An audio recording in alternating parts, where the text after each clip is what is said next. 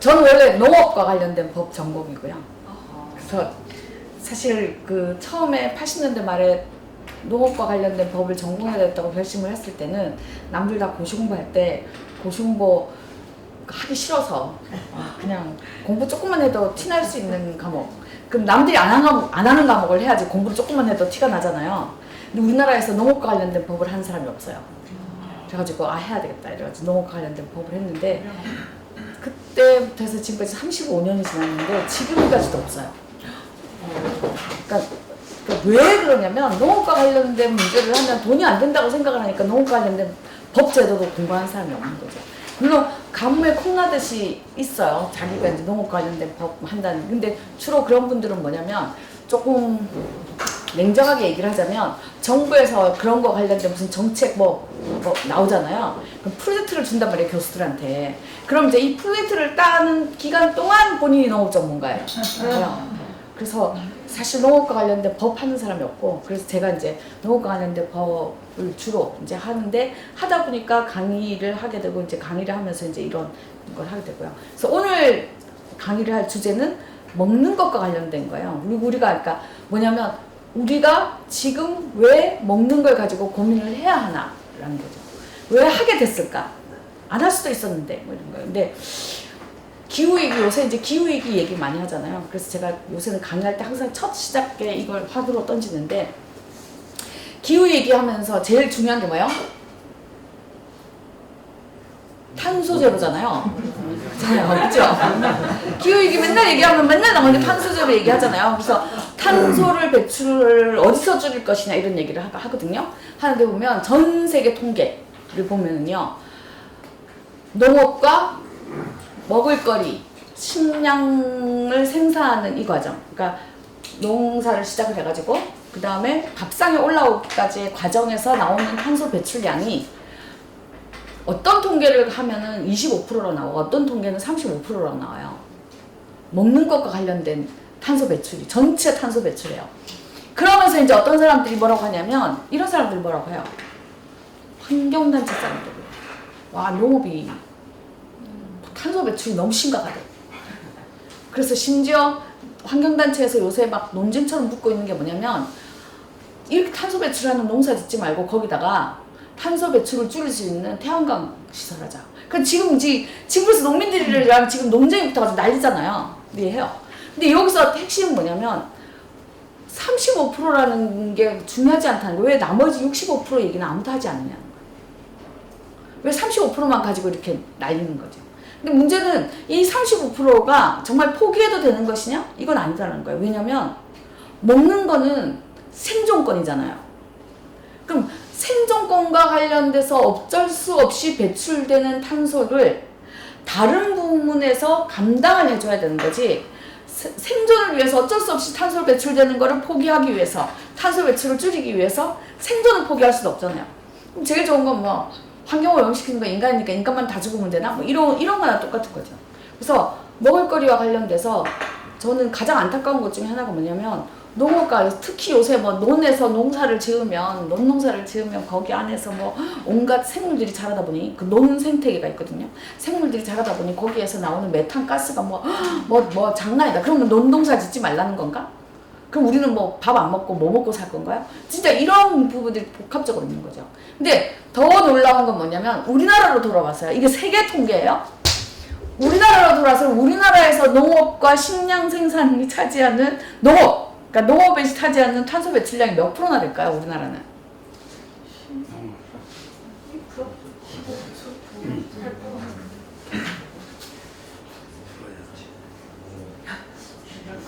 2% 미만인가요? 네. 3.5%예요. 근데 이게 제가 하는 얘기가 아니라, 지금 여기 가면 우리 2050 탄소중립위원회 있잖아요. 그 위원회에서 공식 발표한 자료에 3.5%가 나와 있어요. 근데 그럼 도대체 전 세계적으로 35%라는 거 어디서 나오겠어요? 이게 뭐냐면, 안 해도 되는 것들을 하는 거예요. 과도하게 축산업을 많이 하거나, 아니면은 지구 반대편까지 유통을 하거나, 그러니까 수입 수출하느라고 유통을 하거나 이런 거 있잖아요. 그러니까 식량을 스스로 작업할 수 있는 기반을 만들면 걱정하지 않아도 되는 탄소 배출을 우리가 걱정을 해야 되는 시대에 사는 거예요, 지금. 그러다 보니까 35% 나오는 거예요. 그래서 보면 유통. 그럼 거긴 그것만 있겠어요? 아니에요. 뭐도 있어요. 예전에는 원료를 사다가 직접 집에서 조리를 해 먹었잖아요. 근데 지금은 어떻게 해요? 다 조리되어 있는 거 사 먹잖아요. 그럼 그 조리된 거를 생산하는 공장을 가동한다고 생각하세요. 거기서 나오는 것들. 그러니까 이런 것들이 다 합쳐. 그럼 또 이제 이렇게 했는데 가공을 하게 되면 가공 공장들, 기업들은요. 특징이 뭐예요? 항상 본인들이 팔고 싶은 만큼 생산해요. 하지만 그게 다 팔리지 않잖아요. 그러니까 재고가 쌓이죠. 그럼 그거 어떻게 해야 돼요? 폐기해야 되잖아요. 버려야 돼요. 아까 앞 시간에 자원순환 하셨던데 음식물 쓰레기로 나가는 거예요. 먹을거리 막 그냥 폐기 처분하고. 그걸 또 그 폐기 처분하는 데 들어가는 비용이 또 있는 거예요. 그러니까 이게 뭐냐면 실제로 35%라고 말하는 거는 우리가 하지 않아도 되는 것들이 20% 이상이다라는 거죠. 그 나머지 정말로 우리가 먹을거리를 어떻게 대하느냐에 따라서 우리가 밥상 문제를 어떻게 해결하려고 노력하느냐에 따라서 탄소 배출량은 저절로 줄여줄 수 있는 건데 그거를 인공적으로 인위적으로 지금 줄이려고 정책으로 세우니까 이게 뭐냐면 다 뭐겠어 특징이 내 밥상은 포기하기 싫어요. 대신에 뭘 포기해야 돼요? 내 밥상 대신에 농업을 포기해야 되겠다 이렇게. 그래서 얼마 전에 바이든이 왔다 가면서 우리나라가 지금 IPEF 체결을 했어요. 근데 이게 뭐냐면 핵심은 반도체와 관련된 산업을 분업하는 거예요. 그러니까 기술 개발은 미국이 하고 그 개발된 기술을 가지고 뭐 응용을 해서 상품을 만드는 거는 한국이 만들고 그걸 또 뭐 하면은 그걸 또 거기 그 반도체를 가지고 또 상품을 만드는 건 또 어느 나라에서 이렇게 막 이렇게 분업하는 체계가 핵심인데 그거 말고 이 IPEF 안에 들어가 있는 내용 중에 뭐가 있냐면 기후위기와 관련된 식량 농업 문제도 있어요. 그럼 이게 이제 어떻게 되냐면 이렇게 하는 거야. 한국 그 나라는 땅덩어리가 좁은데 탄소 배출 많이 하는 농사 짓지 말아라. 라고 만약에 한다면 지금도 그러고 있는데 만약에 기후위기 시대에 농사 짓지 말아라 한다면 그러면 땅덩어리 넓고 경작 규모가 넓은 미국이나 뭐 중국 이런 데서 농사는 지을 테니 너희처럼 땅덩어리가 좁은 데서 그냥 반도체 생산이나 공장이나 가동해라 라고 한다면 정말로 우리는 식량 문제 걱정 없이 기후위기 문제도 해결하면서 갈 수 있겠냐? 전혀 그렇지 않다는 거죠. 그러니까 이 안에 내용을 보고 있으면 마치 굉장히 합리적인 것처럼 보이는데 실제로 그 안에 숨겨져 있는 함정들이 굉장히 많은 거예요. 그래서 오늘 제가 하는 강의는 주 내용이 뭐냐면 왜 이렇게 숨겨진 함정들이 많은 이런 현실까지 지금 오게 됐느냐. 오게 됐고 그것이 우리에게 지금 우리의 밥상을 어떻게 바꿨냐. 그러면 이걸 우리는 앞으로 어떻게 해결할 것이냐에 대한 얘기를 할 건데요. 제가 이거 2시간 안에 해야 되기 때문에 보통 한 3시간 하거든요. 그래서 지금 2시간 해야 되기 때문에 마음이 급해요. 우리나라가요. 먹는 걸 가지고요. 먹어도 될까 안 될까라는 걱정을 국민들이 일반적으로 하기 시작한 게 언제부터였을까요? 먹는 거 가지고 먹어도 될까 안 될까? 이거 먹어도 돼 안 돼? 이거 먹으면 어디 아픈 거 아니야? 막 이런 걱정을 하기 시작한 게 언제부터였을까요? 감호병이면 한 2008년도 막 이렇게 되는 거예요. 이명박 때잖아요. 그보다 좀 더.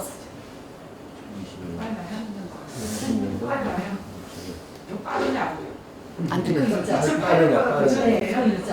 그 훨씬 전이에요. 무슨 일 있었죠? 그죠? 1980년대 말서부터 우리나라는 먹는 거 가지고 먹어도 될까 안 될까 고민을 했어요. 그럼 왜 1980년대 말서부터 했냐라는 거예요. 그러니까 보통의 경우는 우리가 가장 많이 들었던 얘기는요. 실제로 우리나라가 교육과정에서도 이렇게 교육을 했고요. 했는데 제일 많이 했던 게 뭐냐면 80년대 말에 먹고 살만해져서다. 그러니까 먹고 살만해져서 그전에는 먹고 살기 힘들어가지고 먹는 거는 뭐 걱정할 필요가 없었는데 이제 먹고 살만해지니까 먹어도 될까 안 될까 고민했다 이렇게 하는 거예요. 이게 이제 뭐냐면 1980년부터 87년까지 대통령을 했던 전두환이 역대 대통령들의 자기 업적들이 있잖아요. 맨날 자기가 강조하는 업적들이 있어요. 그 업적 중에 자기의 업적이 물가를 잡았다는 거예요. 그러니까 물가를 잡아서 서민생활을 안정시켜. 그러니까 물가를 잡아서 서민생활이 안정이 되고 나니 서민들이 뭘 걱정하기 시작했다? 먹는 것도 이제 걱정하기 시작했다. 이렇게 이제 하려고 끊임없이 세뇌를 한 거죠. 근데 실제로는 사실 먹고 사망해졌다라는 거는 완전히 다른 개념이라는 거야. 왜냐하면 식량 자금률은 80년대 말서부터 떨어지기 시작했으니까요. 반대로. 그래서 지금 20% 남짓되는 거예요. 근데 그래서 지금 말씀하신 것처럼 실제로는 뭐 때문이었냐? 86년부터 시작된 우루과이 라운드 때문이에요. 근데 86년도부터 시작된 우루과이 라운드 냉정하게 따지면 이것 때문이 아니라 그 이전으로 올라가서 1948년에 있었던 가트 때문이죠. 근데 이 가트라는 것도 더 거슬러 올라가면 뭐가 있냐면요. 2차 세계대전이 있었어요. 1940년대에. 이제 2차 세계대전 때는 우리가 또 중고등학교 4시간에 다 배운 거예요. 아, 어제. 그죠? 어제 일본에서. 그죠? 아베 시토가 총에 맞아 죽었어요. 이게 아니, 놀라운 일이에요. 이거는 미국에서나 있는 일인 줄 알았는데, 드라마나 영화나 있는 일인 줄 알았는데요. 근데 사실 아베 신조가 그동안에 우리나라와 관련돼서 했던 걸 보면 괘씸한 게 많기 때문에 이거 있잖아요. 근데 한데 이렇게 우리가 과거로 가면 우리가 1940년대 일제시대 때는 뭐가 있었냐면 주로 우리가 중고등학교 4시간에 배웠던 내용이 뭐냐면 소위 말해서 2차 세계대전 당시에 연합군들이 모여가지고 회의를 했어요. 근데 우리가 주로 배운 회의는 뭐냐면 이거죠. 2차 세계대전이 끝나고 나면 식민지를 어떻게 할까? 이런 회의였어요. 그래서 우리나라도 상해 임시정부가 특사를 파견해가지고 우리도 인권의 식민지니까 꼭 독립시켜달라. 뭐 이런 회의에 맨날 보낸다. 뭐 이런 우리가 중고등학교 4시간에 다 배운 거예요. 근데 이거 말고요. 무슨 회의가 있었냐면 1944년에요. 미국의 브레튼 우즈에서 있었던 회의가 있어요. 이 브레튼 우즈 협상이라고 하는데요. 이 협상에서 뭐냐면 2차 세계대전이 끝난 이후에 세계 경제는 어떻게 할까에 대한 회의를 한 거예요. 근데 경제를 어떻게 할까 회의를 하면서 첫 번째 안건이 뭐였냐면 세계 경제를 규율할 국제기구를 하나 만들자라는 거였어요. 근데 이거는 합의를 못 받아가지고 합의를 못 해가지고 못 만들었어요. 두 번째 안건이 뭐냐면 어떻게 해야 3차 대전은 없게 할 것인가. 이거를 그러려면 2차 세계대전을 발발하게 된 경제적인 원인을 해소해서 3차 대전을 없게 하자. 뭐 이런 회의를 한 거예요. 자, 2차 세계대전의 원인이 뭐냐? 경제적인 원인이 뭐냐? 2차 세계대전 전에는요. 그 나라가 강대국이냐 아니냐를 판단하는 기준이 뭐였냐면 금이었어요. 금. 금이 많으면 강대국이에요. 자, 그러면 이제 어떻게 해요? 금을 많이 모아야 강대국이 될 수 있는 거예요. 그래서 우리가 알고 있는 영화 중에요. 인디아나 존스들 영화 있죠. 이런 영화들 특징이 있어요. 그 뭐냐면 사실은 따지고 보면 보물찾기 영화잖아요. 근데 내용을 보면 뭐예요? 다 남은 나라에 가서 금 훔쳐가는 영화예요. 그죠? 그죠? 서로 내가 먼저 발견한 금이라 금 훔쳐가잖아요. 왜? 왜냐면 금을 가져가야 강대국이 될 수 있으니까요. 그래서 금쟁탈전이 일어났다. 결국은 이 금쟁탈전이 전쟁까지 갔다라고 생각을 하게 돼서 뭐냐면 앞으로도 계속 금이 기준이면 또 금쟁탈전이 일어나서 또 전쟁이 난대. 그래서 금을 대신할 화폐를 하나 정하기로 한 거예요. 그걸 우리가 기준통화 내지는 기축통화라고 하는데요. 그래서 화폐를 정할 거예요. 근데 이제 화폐를 정할 건데 잘 보세요. 이 나라 화폐를 정했어요. 그럼 우리가 강대국이 되려면 이 나라 화폐를 열심히 모아야 되잖아요. 근데 내가 이 나라 화폐를 열심히 모으고 있는데 어느 날 보니까 망할 것 같아요. 그럼 내가 그동안 모은 화폐가 어떻게 돼요? 휴지 조각이 되는 거예요. 그럼 역시 뭐가 최고요? 역시 금이 최고예요. 그래서 내가 이 나라에 가서 얘기한 거예요. 내가 그동안에 강대국이랑 이 나라 화폐 엄청나게 열심히 모아놨는데 이 나라가 곧 망할 것 같아요. 그럼 내가 그동안 모아놓은 이 나라 화폐 너 봐줄 테니까 네가 모아놓은 금 달라고 하면 주시겠어요? 안 주지. 안 주죠. 그럼 결국 내가 모아놓은 화폐를 금으로 바꿀 수 있는 나라는 어디냐면 여기인 거야. 너그 나라 화폐니까 너 다 가져가고 금으로 내놔라 라고 해야 되잖아요. 그래서 화폐를 정할 때 기준이 뭐였냐면 여차하면 언제든지 금으로 바꿔줄 수 있는 능력이 되는 나라의 화폐를 정해야 되겠다고 생각한 거예요. 자, 그러면 그 나라의 화폐가 금이 많아야 되잖아요. 근데 실제로 2차 세계대전이 끝나고 나서 그러니까 아까 인디아나 존스의 영화들을 보면 항상 영화 끝날 때 어느 나라가 그 금 가져갔어요? 그죠? 미국이 가져갔어요. 실제로 2차 세계대전이 끝나고 나서 세계 통계에 따르면 전 세계 금의 약 60% 이상이 미국이라는 한 나라에 모여 있었어요. 그러니까 화폐를 정할 때 고민할 여지가 없죠. 뭐로 정해야 돼요? 달러로 정해야 되는 거죠. 그래서 그게 뭐냐면 금 1온스를 미국 돈 35달러로 정한 거예요. 이게 뭐요? 이게 고정 환율제예요. 물론 이건 나중에 닉슨 때 깨졌어요. 하지만 이제는 뭐냐면 2차 세계 끝난 이후에 세상은 이제 뭐냐면 금 없어도 강대국이 될 수 있어요. 뭐만 많으면 달러만 많으면요. 그래서 2차 세계 끝난 이후의 세계는 달러 중심, 미국 중심의 세계 경제 체계가 만들어져요. 그럼 다른 나라들도 달러를 먹어야 되잖아요. 그럼 달러를 먹으려면 우리가 뭘 해야 돼요? 그죠? 뭘 해야 돼요?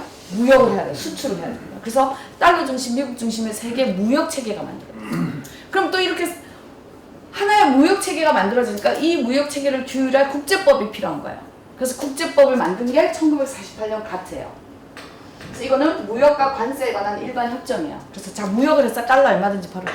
근데 달러를 벌기만 하고 관세 장벽을 쳐가지고 달러가 바깥으로, 나라 바깥으로 나가는 거는 막으면 안 된다. 그래서 뭐냐면 관세 장벽도 없애서 수출과 수입을 자유롭게 하면서 능력과 경쟁을 해요. 자유롭게. 이게 뭐냐면 자유무역이라고 해요. 그래서 자유무역이 48년도에 이제 본격적으로 시작이 돼요. 그래서 48년도에, 근데 이제 48년도 생각해보세요. 자, 우리나라는 48년도에 가트에 가입했겠어요? 못했겠어요? 못했죠. 왜 못했겠어요? 그죠? 우리는 수출할 물건이 없으니까 못한 거예요. 무슨 달러를 벌 수 있는 무슨 뭐 능력이 돼야 가입하죠. 그래서 48년도에 가트가 처음 시작할 때는 이미 경제가 어느 정도 성장을 해가지고 물건을 수출해서 달러를 벌 수 있는 능력이 되는 나라들 중심이었다는 거야. 그래서 미국과 유럽 국가들, 소위 말해서 선진국들 중심의 가트 체계가 48년도에 시작이 됐어요. 근데 이게 처음에는 괜찮게 가요. 근데 좀 시간이 지나면서 이게 처음으로 위기가 오기 시작하는 게 뭐냐면 1960년. 60년대 왜 위기가 왔냐면 60년대에는 많은 개발도상국들이요. 자, 우리나라 같은 2차 세계대전 이후에 독립을 한 우리나라 같은 나라들이 60년대 뭐였냐면 우리도 선진국처럼 잘 살아보세요 운동이 시작돼요. 그래서 뭐였냐면 본격적으로 개발도상국들이 경제성장 정책을 쓰기 시작했어요. 이때요. 자, 우리나라도 1962년에 뭐 했어요? 제1차 경제개발 5개년 계획을 시작했죠. 그래서 제1차 경제개발 5개년 계획을 시작하면서 공장을 막 짓기 시작. 공장을 지었으니까 공장에서 일할 노동자가 필요하죠. 어디서 데려와야 돼요? 농촌에서요. 그래서 우리는 그때 강력하게 이농 정책을 썼어요. 농촌의 젊은이들이 도시로 떠나요. 그럼 농촌은 어떻게 됐겠어요? 그죠? 당장 일손이 부족해지죠. 그럼 부족한 일손을 또 뭘로 메꿨겠어요? 그죠? 농기계와 농약과 화학비료로 메꾸기 시작하는 거예요. 그래서 농기계와 농약과 화학비료로 메꾸기 시작하면서 그러니 농기계 그전까지는 사람이 직접 농사를 지었단 말이에요. 그래서 농로가 삐뚤삐뚤하면 그냥 농로가 삐뚤삐뚤 걸어가서 농사 짓고 집에 삐뚤삐뚤 집에 오면 되는데 이제는 기계가 들어가려니까 길이 삐뚤삐뚤하면 안 되죠. 그래서 뭘 했어요? 네모 반듯하게 경지 정리를 했어요. 그리고 이제 사람이 다니는 길이 아니라 기계까지 같이 다녀야 되는 길이니까 길이 좁으면 안 돼. 그래서 모든 농촌의 길을 넓힌 거 아니야? 이게 뭐야? 그죠? 이게 새마을이에요. 그래서 60년대에는 많은 개발도상국들이 우리나라처럼 경제성장 정책을 쓰기 시작합니다. 자, 이렇게 우리나라가 62년도에 경제성장 정책을 쓰기 시작해가지고 야, 우리도 드디어 수출할 물건이 생겼으니까 가트에 가입을 하자 라고 해서 우리나라가 가트에 가입을 한 게 1967년이에요. 그래서 67년 이후에 기억하실지 모르겠는데 그때 이후에 그래서 우리나라는 온통 담벼락에 수출만이 살길이다. 페인트로 칠해놓고 그 다음에 신문이나 뭐 이런 데 보면 뭐 수출 1억 불 달성, 급탑 운장 수상 뭐 맨날 이런 게 나오기 시작한 거야. 자, 그래서 후발 60년대에는 많은 개발도상국들이 후발주자로 가트에 뛰어들기 시작했어요. 그러니까 가트가 어떻게 됐겠어요? 이 가트가 그 전까지는 이렇게 미국과 유럽 중심의 가트였는데 갑자기 개발도상국들이 확 들어왔단 말이에요. 누가 제일 먼저 위기를 느꼈겠어요? 유럽이 위기를 느꼈어요. 왜? 달러를 버는 입장이었던 유럽이 지금 달러를 벌던 시장을 지금 개발도상국 때문에 뺏기게 생겼잖아요. 그래서 유럽이 뭘 하냐면 우리도 우리끼리 뭔가를 해야 되겠다. 그래서 유럽 경제공동체를 만들고 유럽 경제공동체가 더 나아가서 오늘날 유럽연합이 됐고요. 그래서 유럽연합이 달러로부터 벗어나보려고 뭐도 만들었어요? 유로화도 만들었어요. 지금 유럽연합의 가장 큰 관심사는 어떻게 해야 유로화를 세계 결제수단, 세계 무역시장에서 결제수단으로 인정받을 수 있을까? 이거야. 오로지 관심이 그거야. 근데 절대 안 되죠. 왜냐하면 이 기축통화, 기준통화 달러는 절대 안 된다고. 근데 지금 21세기는요. 그러면 달러가 기준이다 라는 거를 판단할 수 있는, 달러가 여전히 기준통화다라는 걸 판단할 수 있는 중요한 기준 중에 하나가 뭐냐면 산유국들이요. 석유를 팔 때 어느 나라 돈을 받느냐예요. 지금까지도 산유국들은 반드시 달러로만 받게 돼 있어요. 달러만 받게 되는데 작년에 처음으로 산유국들이 이 나라 돈을 좀 받아볼까? 라고 하기 시작한 거예요. 어느 나라 돈을 받아볼겠어요? 그죠. 중국 위안화. 그래서 처음에는 선물 거래 시장에서만 시작을 했는데 올해는 본격적으로 딱 위안화도 받아보자 막 이렇게 막 산유국들이 회의를 하는 거예요. 그러니까 지금 미국과 중국이 저렇게 막 무역 전쟁을 하는 이유가 이번에 아까 말씀드린 IPEF 같은 경우도 이렇게 전국 반도체 시장을 막으려고 지금 하는 거거든요. 근데 왜 이런 걸 하냐면 미국과 중국이 이제 철철지 원수가 된 거예요. 왜냐면 설마 산유국들이 위안화를 받을 거라고 꿈에도 생각 못 하는 거죠. 근데 이제 받으려고 하니까. 그래서 이제 오는 게, 근데 이러한 관계가 이미 갓에서부터 있어 왔다는 거예요. 왜냐면 달러 중심인 그때부터 이미 앞으로 그런 일이 충분히 있을 수 있다는 거죠. 그러니까 뭐냐면 60년대에는 유럽이 딴주머니를 차려고 한다. 우리도 이제부터 계획을 세워야 되겠다. 딴주머니를 차려고 하니까 미국 입장에서는 가트 체제 안에 많은 나라들을 묶어놔야 이득이잖아요. 달러 중심으로 묶어놔요. 그래서 미국은 그게 숙제였어요. 어떻게 하면 유럽을 잘 달래서 미국의 이 달러 중심의 이 가트 체제 안에 잘 묶어놓을 것이냐가 이제 숙제예요. 자, 근데 60년대에 가트에 가입을 한 우리나라 같은 개발도상국 입장에서 한번 생각해보세요. 우리가 후발주자로 뛰어들었잖아요. 근데 후발주자로 뛰어들어서 우리가 달러를 벌려면 우리나라 물건이 어때야 되겠어요? 네? 우리나라 물건이 어때야 되겠어요? 그죠? 좋아야 되겠죠? 근데 우리가 60년대 처음 공장에서 물건이 막 나오기 시작할 때 한번 생각해보세요. 그때는 우리나라가 기술 수준이 낮아가지고 막 불량품도 많고 이랬어요. 그래서 그 당시에 우리나라가 어떻게 했어요? 규격에 딱 맞게 물건이 나오면 무슨 마크 찍어줬어요? 그죠? 그리고 KS 마크를 확인하세요 막 이랬잖아요. 지금은 KS 마크 아무도 확인 안 해요. 그죠? 왜냐면 기술 수준이 높아졌으니까요. 근데 그때는 KS 마크를 확인하세요 이럴 때, 그러니까 좋은 물건으로 승부를 뭐 걸 수가 없어요 우리나라가. 그럼 뭐로 걸었겠어요 승부를요? 가격으로 거는 거죠. 물건 값을 싸게 팔아요. 그러면 원자재 값이 뻔한데 물건 값이 싸려면 뭐가 싸야 돼요? 그죠? 인건비가 싸요. 그래서 60년대 경제성장 정책을 쓰기 시작할 때 우리나라는 이미 저임금 정책이었어요. 지금까지도 우리나라는 수출 경제를 포기하지 않았기 때문에 여전히 저임금 정책인 거예요. 그래서 여전히 최저임금 10,000원을 못 맞춰주는 거예요. 왜? 노동자들 임금이 올라가면 안 된다라고 생각을 하는 거예요. 그래서 지금 내년에 9,620원? 지금 어떻게 10,000원을 안 채울까 궁리를 하는 사람들 같아요. 10,000원이라는 상징까지 절대 안 가려고. 근데 이런 것이 이미 이때부터 시작이에요. 왜냐면 저임금 정책을 포기하지 않으면 수출 시장에서 달러를 벌 수 없다고 이미 생각을 했기 때문에. 자, 그러면 이제 저임금 정책 60년대부터 우리나라가. 그럼 이제 저임금 정책 월급을 농촌을 떠나서 도시로 가는 젊은이들부터 시작해서 사람들이 전부 다 뭐예요? 다 임금이 코딱지만큼 저임금 정책이에요. 그러면 이 저임금으로 이제 어땠어요? 60년대, 70년대 그래서 우리나라에 뭐가 있었냐면 도시에요. 뭐가 있었냐면 단칸방 문화가 있었어요. 그죠? 그래서 뭐 그 드라마나 영화 같은 거 그래도 주인집은 꼭 방이 2칸이죠. 새로 사는 사람들만 단칸방이에요. 그죠? 단칸방에 살았어요. 왜? 월급을 코딱지만큼 주니까 그 돈은 단칸방에 사는 거예요. 그리고 옷은 그 당시에 어땠어요? 첫째가 입으면 그죠? 막내까지 물려야 됐어요. 꿰매 입고 그죠? 꿰매서 입는 거 당연하죠. 그리고 겨울에 세타는 직접 짜서 입었기 때문에 어땠어요? 그 당시에요. 아, 여기 남성분들은 잘 모르시겠지만 여기 좀 아실 것 같아요. 그 당시에는 뭐냐면 세타를 짜서 입어요. 온 가족이. 근데 애들이 세타를 하나 입고 나면 그 다음에 되면 세타가 어떻게 돼요? 작아져요. 그죠? 애들이 크니까. 그럼 버리나요? 아니, 어떻게 버려요? 그죠? 또 실을 이어가지고 또 하잖아요. 그래서 그 당시에 국민학교, 그때는 국민학교죠. 국민학교의 실과 시간에, 중고등학교 가정가사 시간에 시험 문제에 뭐가 나왔냐면 꼬불꼬불해진 털실 똑바로 펴는 방법, 이게 시험 문제 나왔다고요. 그죠? 왜냐하면 생존이니까요. 그래서 자, 단칸방에 살면서요. 그 다음에 옷은 만들어 입고 물려 입고 뭐 꼬매 입고 막 이랬다고. 그 지금 애들한테 만약에 둘째 애들 보고 첫째가 입던 물려 입으라고 하면 아마 둘째 애들 다 가출할 거예요. 난 이 집 자식 아니면 왜 새옷 안 사주냐 이럴 거예요. 근데 그 시절에는 당연히 물려 입는다고 생각했다. 자 그러면 단칸방에 살면서 옷은 이렇게 입고 근데 먹는 거는 한번 생각하세요.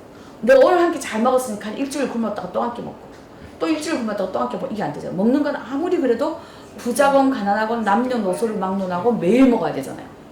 근데 월급을 조금 줬어. 저임금이에요. 이걸로 매일 먹게 만들려면 먹는 것도 어때야 돼요? 싸야 돼요. 그래서 저임금 정책은 항상 뭐랑 같이 가요? 저고가 정책이랑 같이 가요. 그러니까 저고가 정책이랑 같이 가니까 지금까지도 뭐야? 저임금 저고가 정책인 거예요. 우리나라는. 우리는 저임금 저고가 정책의 기조를 바꿔본 적이 한 번도 없어요. 지금까지. 그래서 지금도 농산물 값이 조금이라도 올라갈 기미가 보이면 어떻게 해요? 저고가 정책을 유지하기 위해서 농산물 값을 떨어뜨리려고 뭘 해요? 그죠? 수입을 해요. 이게 이미 옛날부터 그래왔다는 거야. 이게 지금의 문제가 아니라는 거죠. 그런데 근데 여기서 중요한 거예요. 저임금 저고가 정책 우리나라만 많은 개발도상국들이 이렇다는 거예요. 그러니까 이제 뭐겠어요? 개발도상국이 왜 경제성장 정책을 썼다고요? 선진국처럼 잘 먹고 잘 살려고요. 근데 선진국처럼 잘 먹고 잘 살아야 되는 국민의 대부분이 다 뭐예요? 노동자 아니면 농민이에요. 그러니까 다 저임금 아니면 저고가예요. 그러니까 먹고 살 수가 없잖아요. 그러니까 농민과 노동자들이 아무리 허리띠를 졸라매고 또 졸라매도 선진국처럼 잘 살아지지가 않는 거예요. 그래서 60년대, 70년대 많은 개발도상국들이 이 책에 반발을 하기 시작했어요. 이렇게 반발을 하기 시작하는 게 다양한 형태로 나오는 거죠. 그게 이제 가장 대표적으로 뭐냐면 세계 경제, 정치 경제에서 양키 고홈이 나오기 시작하는 거예요. 가지고 막 개발도상국들, 막 남미 국가들, 동남아시아 국가들, 아프리카 국가들 이런 데서 이제 막 양키 고홈. 우리나라가 지구상에서 유일한 분단 국가이기 때문에 우리나라는 양키 고홈을 외치면 지금도 국가보안법에 걸리는 나라예요. 그래서 우리가 못했지만 정말로 그 시절에는 전 세계 많은 개발도상국들이 양키 고홈을 외쳤다. 그러면 뭐겠어요? 누가 제일 위기를 느끼겠어요? 당연히 미국이 느끼겠죠. 근데 미국은 지금 뭐라고요? 60년대, 70년대 지금 유럽 달래기도 바빠. 안주머니 차려고 하는 유럽 달래기도 바빠 죽겠는데 개발도상국까지 이 난리야. 그러니 뭐겠어요? 총체적인 난국인 거야. 그래서 이 총체적인 난국을 해결하기 위해서 회의를 소집한 게 1986년 우루과이에서 시작한 회의예요. 그래서 이 우루과이 라운드라고 하는 거예요. 근데 이 우루과이 라운드가요, 그 첫 번째 안건이 뭐였겠어요? 지금 전 세계 사람들이 뭐야? 가트에 가입한 전 세계 나라 사람들이 다 누구를 적으로 생각해요? 미국을 적으로 생각해요. 왜? 달러 중심의 세계니까. 그러니까 이제 미국이 생각하는 거야. 아, 그때 국제기구를 그때 만들었으면 국제기구가 알아서 했을 건데 국제기구를 못 만들어가지고 우리가 이걸 다 하다 보니 이랬더니 그래서 그 당시에 무역 분쟁이 생기면 미국법 301조, 슈퍼 301조 막 이럴 때거든요. 그래서 생각 안 되겠다. 역시 국제기구를 만들어야 돼. 그래서 WTO가 만들어지는 거야. 근데 그래서 이 WTO가 공식 출범을 95년도에 하는데요. 왜냐면 우루과이 라운드가 94년도에 끝나서 그래요. 근데 이제 그러면 이 첫 번째 안건이 WTO 출범하는 거예요. 95년 출범하는데 그럼 왜 회의가 8년 동안 질질 끌렸냐는 거예요. 회의가 8년 동안 질질 끌렸던 이유는 도대체 가트가 48년도에 시작할 때는 굉장히 좋은 건 줄 알았는데 왜? 서로 자유롭게 경쟁해가지고 시장에서 서로 윈윈할 수 있을 줄 알았는데 왜 안 되냐? 곰곰이 생각해보니까 지금까지의 무역의 중심이 공산품이더라고요. 이게 문제죠. 뭐냐면 공산품은요, 한번 생각해보세요. 우리가 어제 책상을 샀어요. 무슨 책상을 어제 사고 오늘 또 사고 내일 또 사지 않잖아요. 책상 한번 사면 몇 년 있다가 또 살 거 아니에요. 그러니까 뭐냐면 공산품은 한 번 구매가 이루어지면 재구매까지 오랜 시간이 걸린다는 거예요. 근데 그 시장에 개발도상국까지도 공장을 지어가지고 물건을 팔겠다고 나온 거 아니에요. 그러니까 뭐겠어요?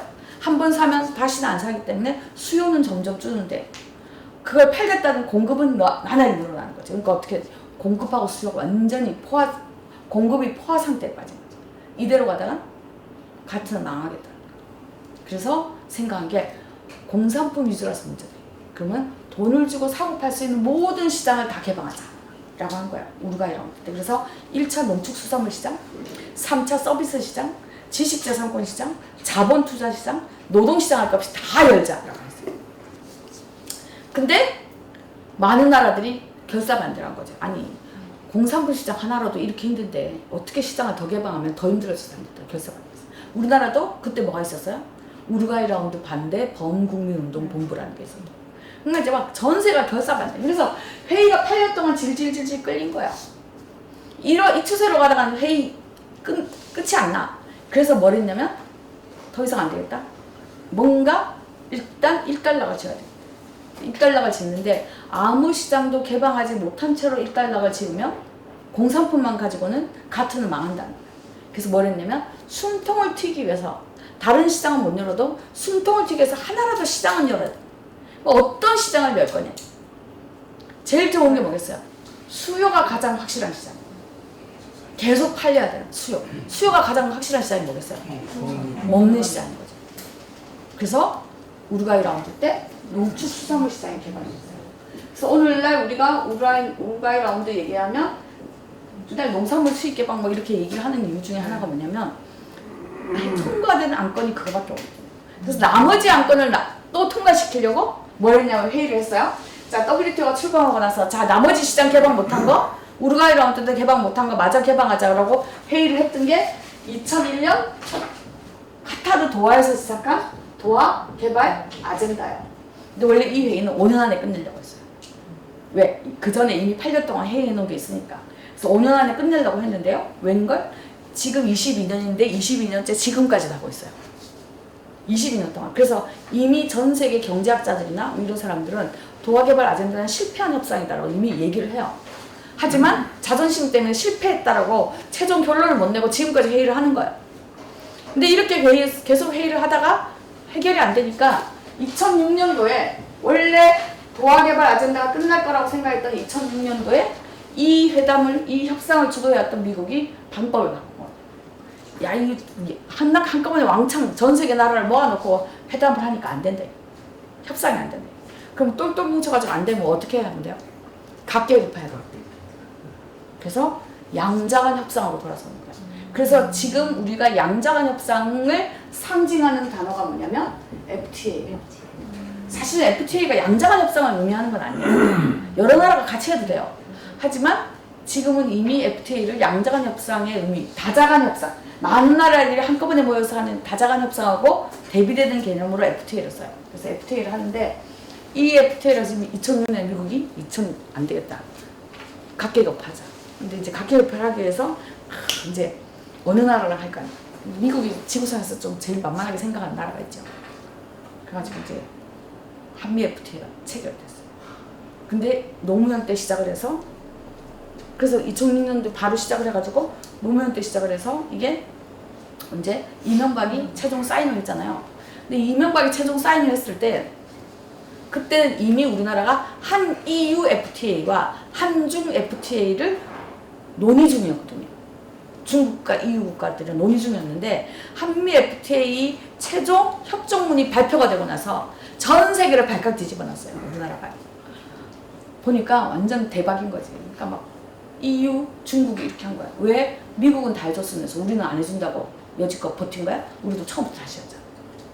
라고 한 거야. 중국, EU 보인다. 호주 이런 나라들이요. 왜 미국만 해주는데 우리도 해줘? 캐나다, 미국 우리 바로 옆에 있는데 왜 우리도 안 해줘? 그래서 그때 나왔던 것 중에 하나가 뭐냐면 소고기인 거예요. 소고기 협상 왜 미국산 소고기는 30개월도 받으면서 왜 캐나다산 소고기는 20개월이면 안 받는 거야? 막 이런 게 막 난리가 난 거야. 전 세계가. 그래가지고요 이명박이 혼자서 한미 FTA를 체결한 이후에 이명박이 혼자서 FTA를 하겠다라고 약속한 나라가 몇 나라인 줄 아세요? 혹시? 한번 찍어보세요. 21개. 21개. 그러니까 한미 FTA를 하고 나서 이제 전 세계가 난리가 났어요. 그러니까 왜 한국 누구는 왜 미국만 차별하냐? 우리도 똑같이 해달라고 막 쫄랐을 거 아니야? 전 세계 나라들이. 나라 쫄렸을 때 이명박이 걱정하지 마라. 내가 너하고도 다 FTA 해줄게. 라고 약속한 나라가 160%.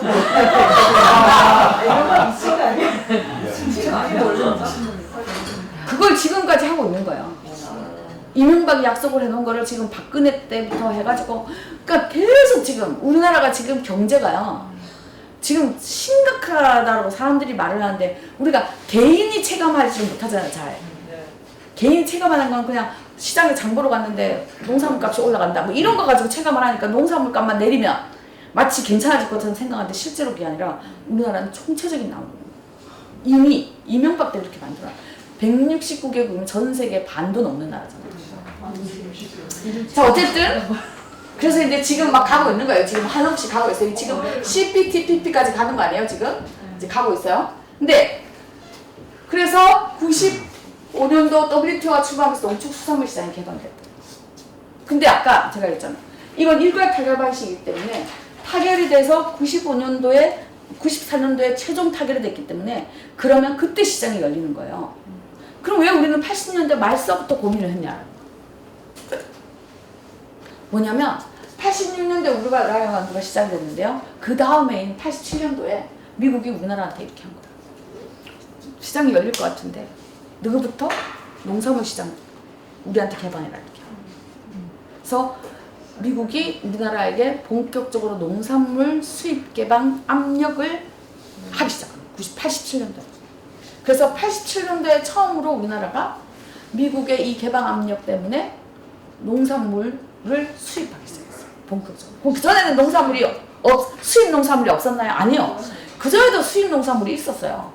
그럼 왜 그 이전에 있는 수입 농산물과 그 이후에 있는 수입 농산물이 다르냐면 그 이전의 수입 농산물은 우리가 모자랐기 때문에 수입한 거예요. 당장 먹어야 되는데 모자랐기 때문에. 근데 87년도 이후에 수입하는 거는 우리가 없어도 아무 상관이 없는데도 불구하고 미국이 수출하고 싶다고 했기 때문에 수입한 거예요. 가장 대표적인 게 뭐였겠어요? 소고기는 그거보다 좀 더 뒤에요. 쌀은 우리나라가 오랫동안 쌀 시장 하나 지키려고 얼마나 애를 썼는데요. 쌀은 훨씬 뒤에요. 87년도에 우리나라에 엄청나게 들어오기 시작합니다. 바나나예요. 그래서 90년대 들어서 미국에서 들어오는 이 바나나와 도저히 경쟁을 할 수 없어서 제주도가 바나나 농사를 포기했어요. 제가 알기로 제주도가 마지막 바나나 농사를 지은 게 91년인가 2년인가 이래요. 그러니까 그때까지 버틴 거예요. 근데 도저히 어느 날 갑자기 시장에요. 이만큼 한 송이에 막 5,000원 이런 바나나 나왔는데 우리는 한 개에 막 1,000원 이러는데 어떻게 되냐고요. 그래가지고 결국 제주도 농민들이 버티다 바나나를 포기한 거죠. 그럼 바나나를 포기했으니까 뭘 해야 돼요? 그 자리에 그나마 경쟁력 있는 귤을 한 거예요. 그러니까 귤을 했는데 귤을 하고 났는데 오렌지가 또 들어왔어요. 또 어떻게 돼요? 그러니까 또 할 게 없는 거야. 그러니까 이제 농사를 지어서 뭘 할 게 없으니까 이제 뭐냐면 온갖 것들을 다 해보는 거지. 그래서 지금 제주도는 뭐예요? 골프가 이게 뭐냐면 95년도 때 WTO가 출범하면서 우리나라가 해외여행이 자유화가 됐거든요. 그 전까지 우리나라가 신혼여행 어디로 갔어요? 다 제주도로 갔어요. 근데 90년대 들어서면서 해외여행이 점점 돼가지고 비자가 잘 나오기 시작하면서 WTO가 출범하면서 비자가 잘 나오기 시작하니까 이제 사람들이 전부 다 해외로 신혼여행 가는 거예요. 제주도가 당장 농사를 지어서도 안 되고 관광도 안 되고 그러니까 선택을 한 게 골프한 거예요. 그래서 골프장 진짜 온통 골프장. 근데 이제 골프장도 더 싼 데들 많잖아요. 그러니까 지금 난리 났어요. 제주도는 과거와 같은 경제를 누릴 수가 없는 곳이에요. 그러니까 이제 나온 게 뭐예요? 그래서 카지노 나오는 거잖아요. 카지노라도 하자. 그러니까 지금 갈수록 왔어요. 그러니까 뭔가 한 가지 현상이 나오는 게 그냥 어느 날 갑자기 뚝 떨어지는 게 아니라는 거예요. 이게 다 얽히고 얽혀서 나오는 거예요. 근데 그래서 이제 87년도에 우리나라가 처음으로 우리가 굳이 없어도 사는데 지장이 없는데도 불구하고 미국이 수출하고 싶어 한다는 이유만으로 시장이 개방됐어요. 근데 이렇게 그런데 그 개방이 됐다고 해서 사람들이 갑자기 먹는 게 이거 먹어도 되는 거야? 안 되는 거야? 막 이렇게 고민하지 않았다는 거예요. 그럼 왜 우리는 먹는 걸 고민하게 됐을까? 87년도부터 해서 이렇게 수입 농산물, 과일들이 엄청나게 들어오기 시작하면서요. 그때만 해도 그래도 언론이 양심이 좀 있었어요. 그래서 뭐가 있었냐면 처음으로 기사가 나오기 시작한 거예요. 수입 농산물의 잔류 농약치가 법정 허용치보다 너무 높다라는 게 나온 거예요. 그러니까 사람들이 농약이 그렇게 위험한 거야? 라는 생각을 시작한 거야. 근데 아까 얘기했잖아요. 우리나라도 이미 60년대 경제성장 정책을 쓰기 시작하면서 우리나라도 이미 농약을 쓰기 시작했다고요. 그때부터. 근데 그랬음에도 불구하고 우리나라가 농약을 썼음에도 불구하고 70년대까지만 해도 뭐였겠어요? 뭐 과일을 물에다 씻어서 먹는다? 우리가 이런 건 상상도 못했다. 어떻게 했어요?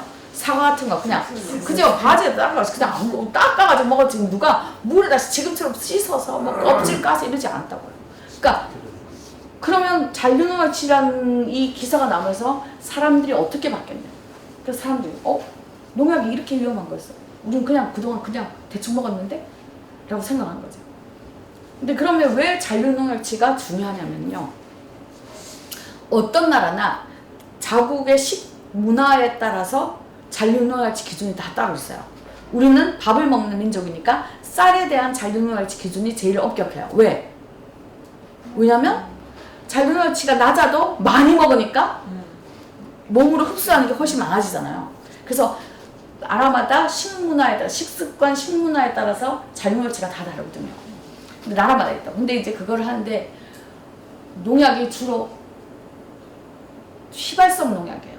그러니까 뭐냐면 시간이 지나면 다 날아가는 농약들이에요. 그래서 보통 보면 농약을 칠 때 뭐냐면 수확하기 전 2주 전부터는 치지 마십시오. 뭐 이렇게 돼 있어요. 왜? 2주 동안 날아가고 나면 나중에 수확할 때는 농약 성분이 거의 안 나오는 거예요. 뭐 어떤 농약은 3주 동안은 치지 마십시오. 뭐 이렇게 나온다고요. 그러니까 이거 어느 나라나 있어요? 그럼 당연히 미국도 있어요. 근데 미국도 그래서 안 쳐요. 그러니까 딱 2, 3주 전까지 안 친다고요. 왜? 자기네 나라에서도 유통을 할 때 잔류농약치가 있으니까요.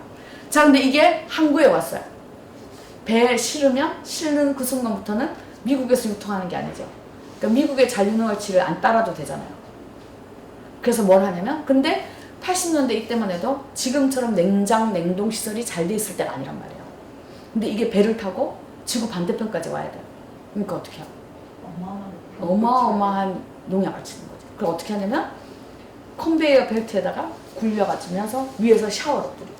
근데 샤워로 뿌리는 걸로 모자라면 물에다가 농약 희석시킨 물에다가 담궈가지고 절여가지고 그 다음에 말려가지고 건조시켜가지고 배에다 실어요. 이걸 우리가 뭐라고 하냐면 포스트 하비스트라고 하는 거예요. 그러니까 뭐냐면 농약이랑 농사 지을 때 쳐야 되는데 그게 아니라 수확한 후에 쳤다고 해서 후라는 뜻으로 포스트, 하비스트, 수확이잖아요. 그래서 포스트 하비스트라는 거 부르는 게 뭐냐면 수확 후 농약이에요. 그래서 수확 후 농약은 대부분 다 뭐냐면 배에 싣기 전에 하는 거예요. 그런데 그게 우리나라에 들어왔다. 그래서 그 당시에 우리나라의 농남 같은 저는 실제로는 못 봤어요. 하지만 우리가 소문처럼 들렸던 얘기 중에 하나가 뭐냐면 부두의 하역 노동자들 있잖아요. 하역 노동자들이 하역을 해가지고 창고에다 집어넣어야 되잖아요. 그래서 바나나 하역 노동자들은 창고에 들어갈 때 방독면 쓰고 들어가야 된다. 이런 얘기가 나올 정도로 심각했다는 거예요. 잔류농약치가.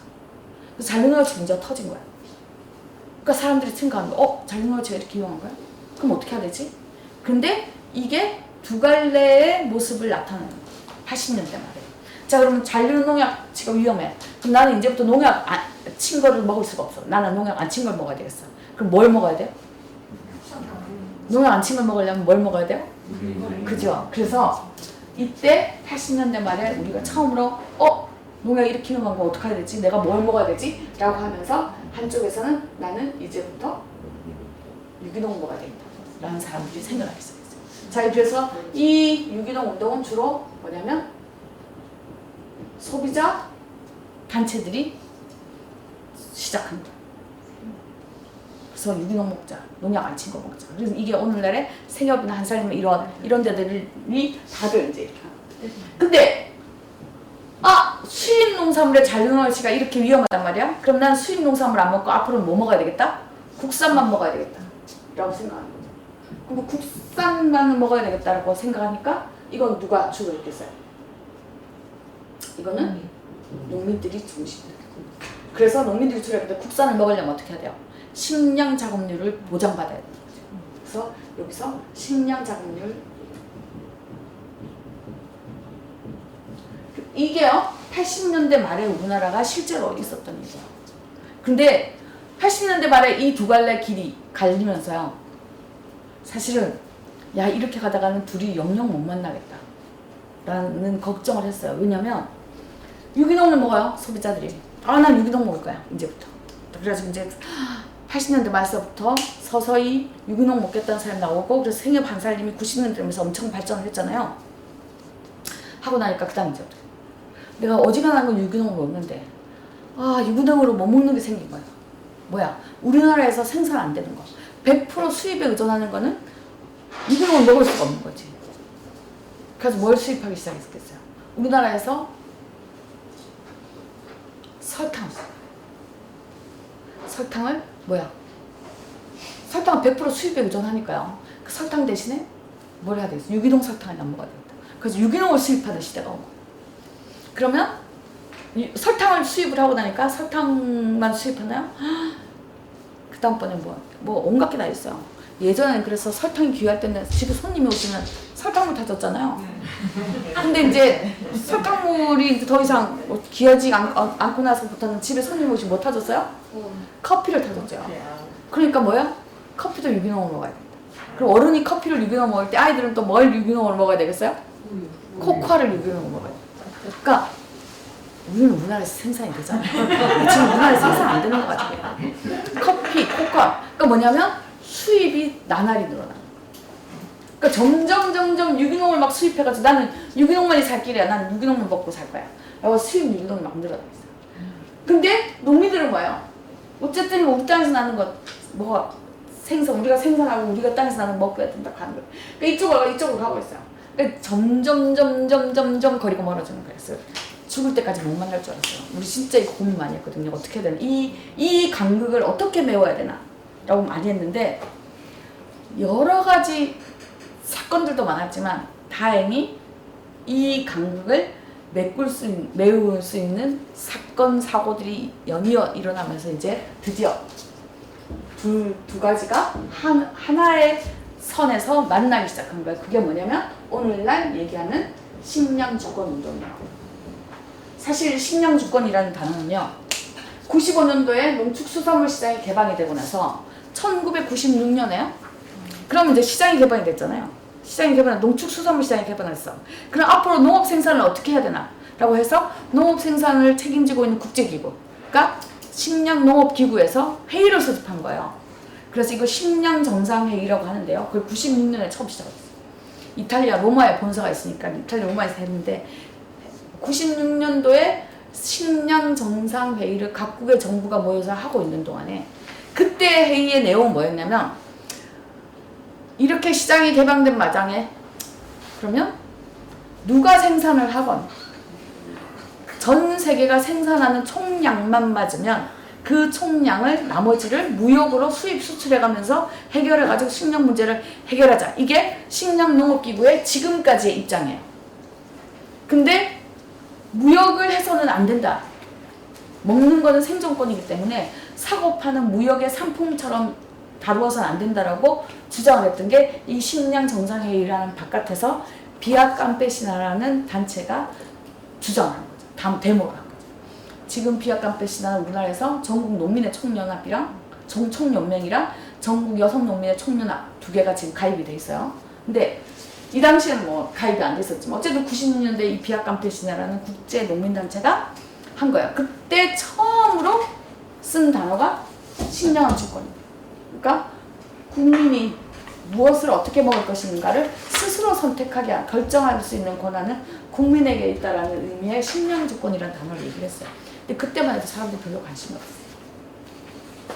이게 전 세계적으로 관심을 끌게 된 거는 2007년이에요.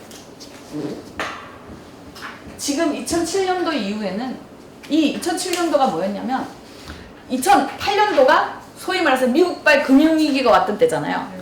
이 미국발 금융위기를 나타내는 전조현상 2007년도에 나타난 건데 이게 뭐냐면 농축수산물 시장이 개방이 됐잖아요.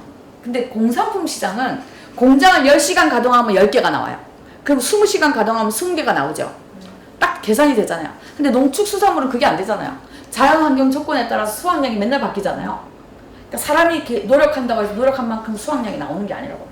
그러다 보니까 농축수산물 시장에서 뭘 하냐면 생산이 되기 전에 미리 선물 거래를 하는 거예요. 아, 이 땅에 있는, 이번에 이 땅에서 생산되는 밀은 내가 다 사. 얼마에 살 거야?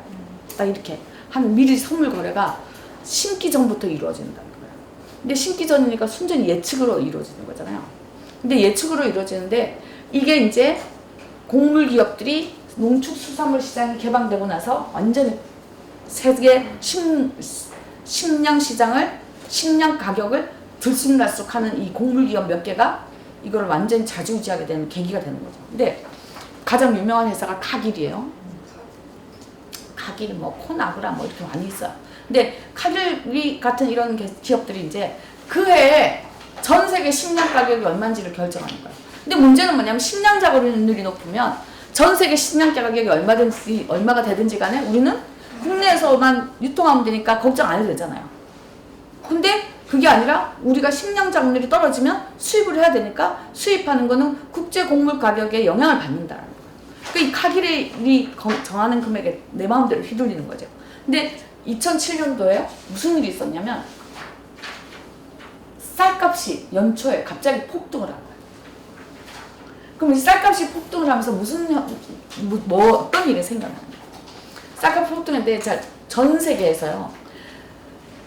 벼 품종이 가장 많아서 벼 품종 가지수가 가장 많아서 국제 벼 연구소가 어디에 있냐면 필리핀에 있어요. 섬이 엄청 많다 보니까 섬마다 품종이 다 달라. 가지고 국제 벼 연구소가 있는데 필리핀이 그만큼 벼는 생산이 잘 된다는 거야. 그럼 자기네들 식량이니까 부지런히 생산하면 식량 자급에 문제가 없겠죠. 근데 WTO가 출범을 했어. 농축수산물 시장이 개발이 됐어요. 필리핀이 열대 기후예요. 아열대에서 열대 왔다 갔다 하는 기후잖아요. 그 사람이 생각해보니까 여기서 저기 북반구에 있는 선진국들한테 팔 수 있는 상품 작물이 너무 많은 거예요. 근데 내가 굳이 돈도 안 되는 쌀을 농사를 지을 필요가 있나 그래서 상품 작물 농사를 했어. 그러니까 뭐 사탕수수, 바나나 이런 농사를 막 지은 거야. 그러니까 자신들의 식량을 농사 지어야 되는 땅에다가 수출할 상품 작물을 심어가지고 그걸로 수출을 해가지고 번 돈으로 쌀은 더 싼 쌀을 사 먹어야 되겠다. 어디서? 산모작이 가능한 동남아시아에서요. 그래서 필리핀이 오랫동안 그 태국, 베트남 이런 나라에서 쌀을 수입해서 먹었어요. 자기네들은 상품 작물 해가지고 수출. 그러니까 우리나라가 맨날 그 필리핀에서 오는 바나나니 그다음에 그 필리핀에서 하다못해 유기농 설탕 엄청 많잖아요. 그러니까 그 사람들이 자기들 식량을 심어야 되는 땅에다가 우리 먹으라고 유기농 설탕 뭐 바나나 이런 농사를 짓는 경우인가요? 그러니까 그러다 보니 이 쌀은 정작 자기네들 식량을 수입해서 먹는 거죠. 근데 2007년도에 무슨 일이 있었냐면 갑자기 약간 쌀값이 확 올라갔다고 했잖아요.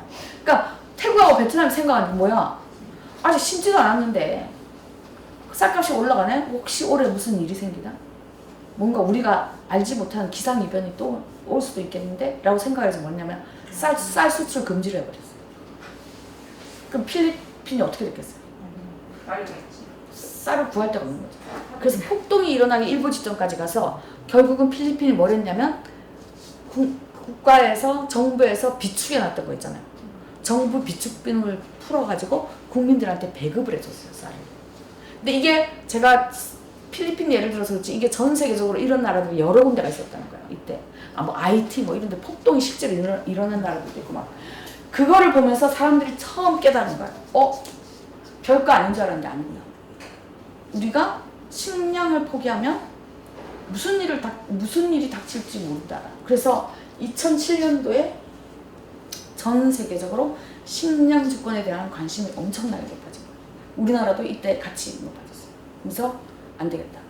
우리도 식량에 관해서만큼은 생존권이니만큼 국가가 어떻게 해서인지 만들어야 돼. 그래서 이 식량 주권이요. 지금은 어떤 나라는 헌법에 있고요.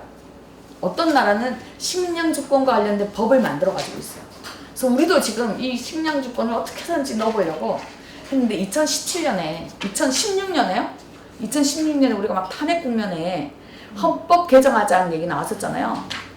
그때 막 대통령 단임제는 안 되겠고 뭐 무슨 중임제를 하자는 둥 뭐 연임제를 하자는 둥 막 해가지고 막 개헌 얘기가 나왔을 때 농민들이 요구했던 게 뭐냐면 헌법에 식량주권을 넣어달라 했었어요.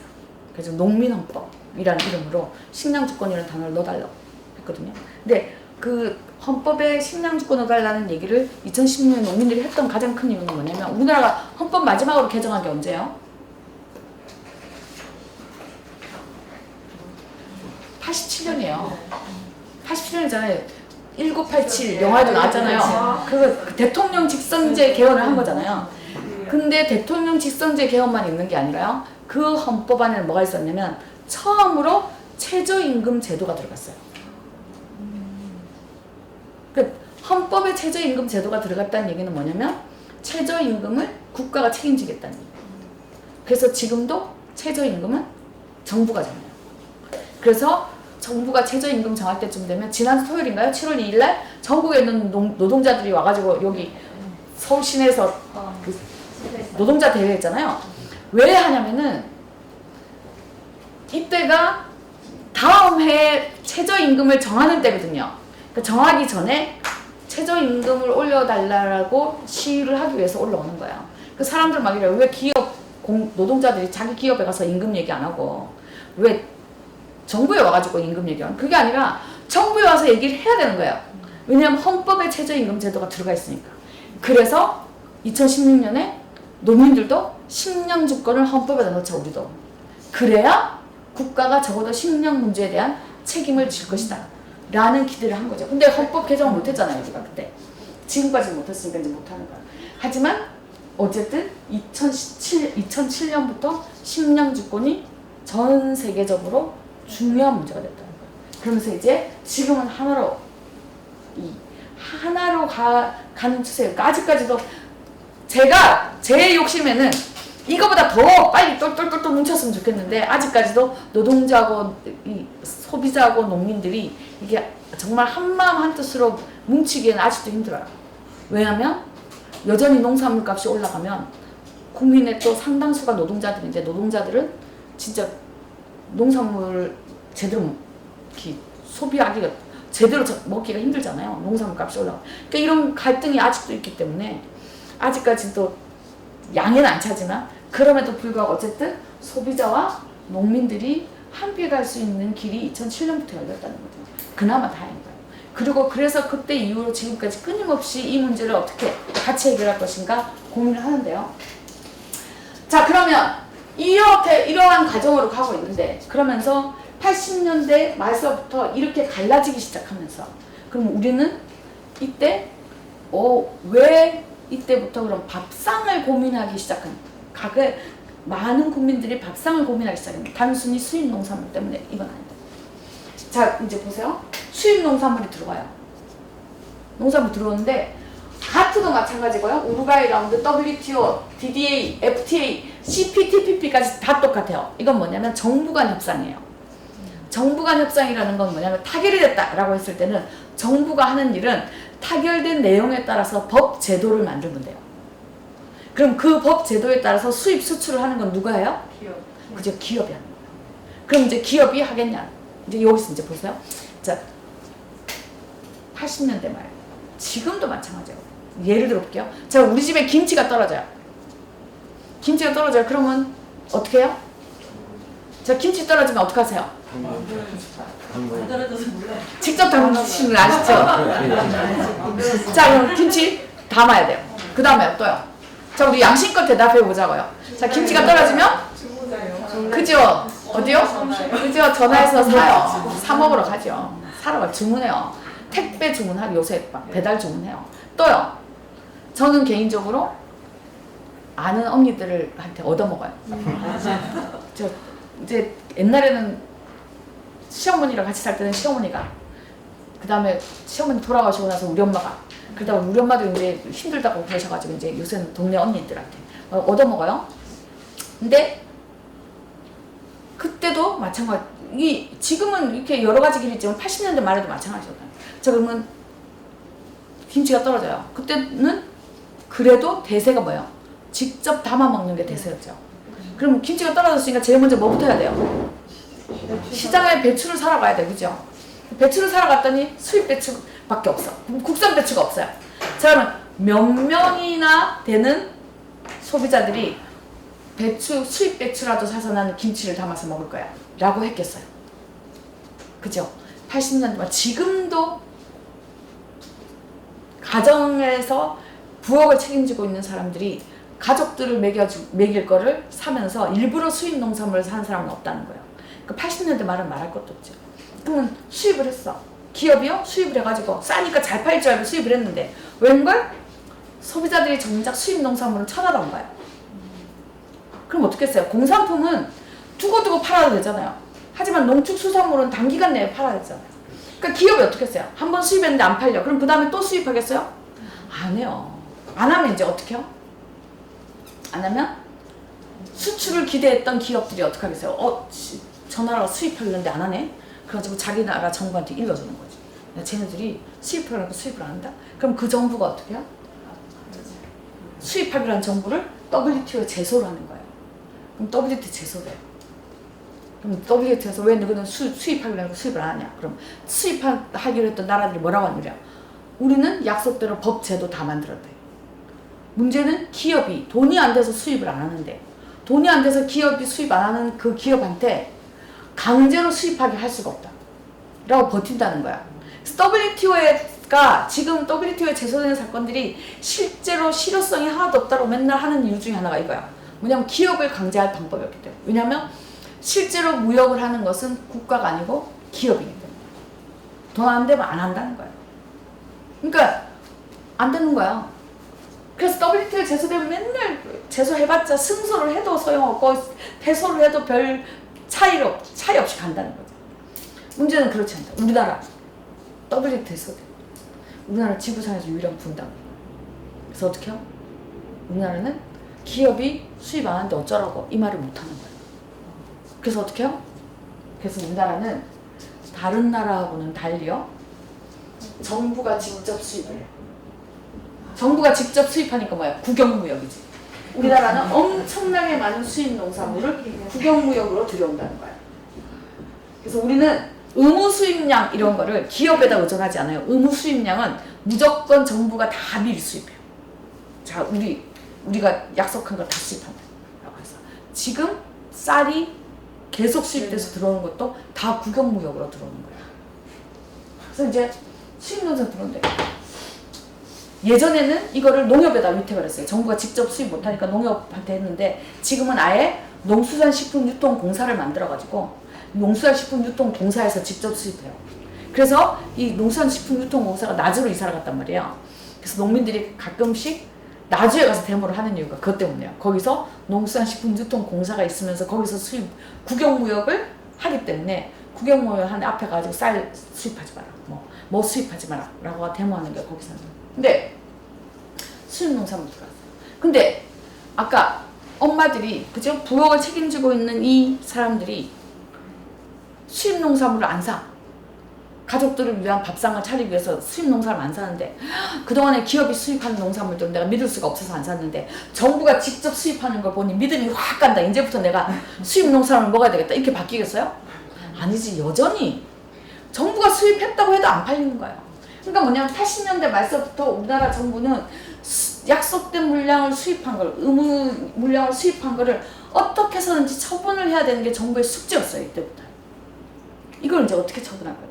근데 80년대 말은요, 우리나라가요, 뭐도 있었냐면, 우리나라 안에서도, 세계 경제 안에서 우리가 이런 위치에 있지만, 우리나라 안에서도 큰 변화가 있었어요.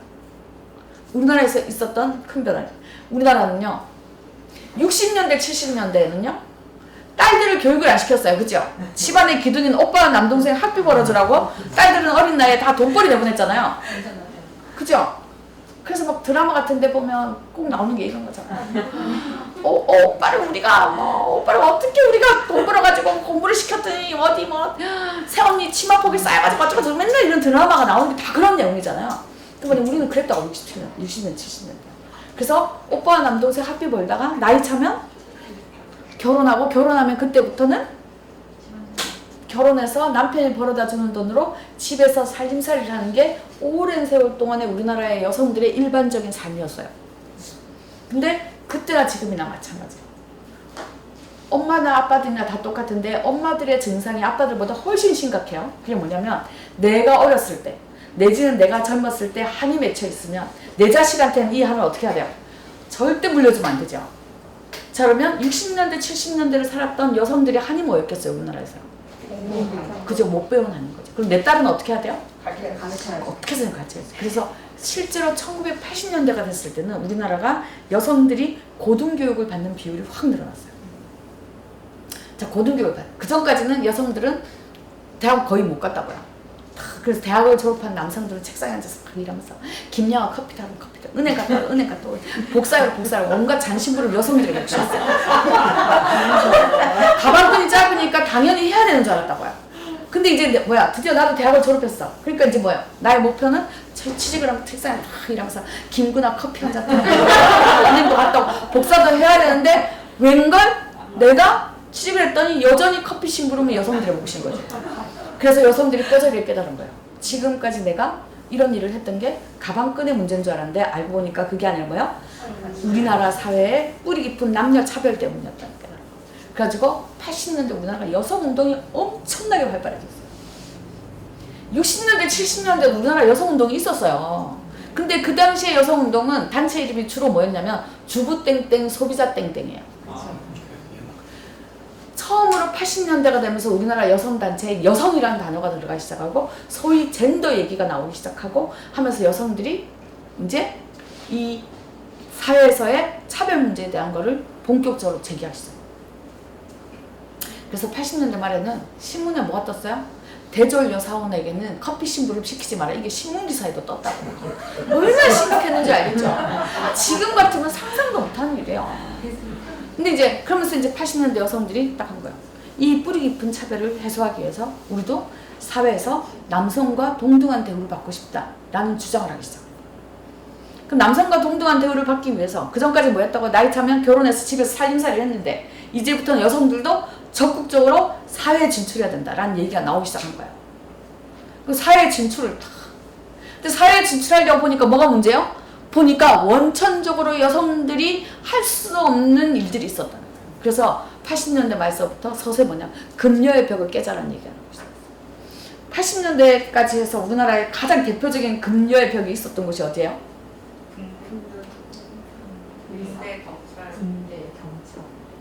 군대도 여성들은 갔어요. 군대를 못 간 게 아니죠. 사관학교를 못 갔죠. 그 다음에 해양대학교가요, 배를 타는 승선학과하고 배 안 타는 비승선학과가 있어요. 승선학과는 여학생 입학을 못했어요. 여자가 배 타면 재수없다고. 그 시절에 지금은 이제 없어졌죠.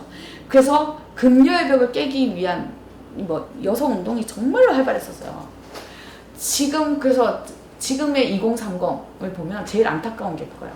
저는 지금의 2030들이 정말로 이 한국 사회에서 너무 힘든 과정을 겪고 살고 있지만 그럼에도 불구하고 적어도 세대 간의 차이를 진짜 완전히 철저하게 무시한, 이게 정말 안타까워요. 뭐냐면 그 2030들이 오늘날과 같은 지위를 누리면서 이러한 고민을 할 수 있게 된 계기는 30년 전에 그 엄마 세대들이 금요의 벽을 깨겠다고 하면서 사관학교에 입학시켜달라고 하면서 정말로 온갖 진짜 입에 담을 수 없는 욕을 얻어먹고 진짜 정말 피 터지게 싸워가지고 갱신이 얻어서 준 권리예요. 눈물 나라. 딸들한테. 이게 본인들에게, 지금의 2030 사람들에게 하늘에서 떨어진 권리가 아니다라는 거예요. 그 엄마 세대들이 정말로 80년대 말서부터 90년대까지 정말 어떤 소리를 들으면서 어떤 손가락질을 받으면서 싸워서 얻은 권리인지에 대한 걸 너무 몰라요. 저는 그게 제일 안타까워요. 그래서 부모 세대를 적으로 돌리는 거, 50대를 적으로 돌리는, 이게 너무 안타까운 거야. 그 50대 덕분에 본인이 살고 있는 거거든요. 근데 어쨌든 금요의 벽을 깨져가면서 막 싸운 거예요. 여기서 이제 문제가 터졌어요. 그럼 여성들도 사회에 본격적으로 진출해가지고 살자 이렇게 했더니 뭐가 문제야? 그럼 누가 가정 살림을 할까요? 살림은 또 누가 해요? 이게 문제가 되는 거예요. 살림을. 그래서 80년대 말에는 실제로 우리나라가 가사노동 분담이 화두가 됐어요. 그럼 가사노동 분담을 하면 제일 먼저 누구랑 얘기해야 돼요? 남편. 남편. 아침에 출근하느라고 바쁘긴 일하는 애랑 똑같이 바쁜데 왜 내만 아침에 바쁜가? 이제부터 월수금 하고서 밥하자 라고 했어요. 근데 그 얘기를 들은 남편이 미안하다 내가 미처 깨닫지 못했다. 이제부터 우리도 월수금 하고서 나눠서 밥하자 이랬겠어요? 아니에요.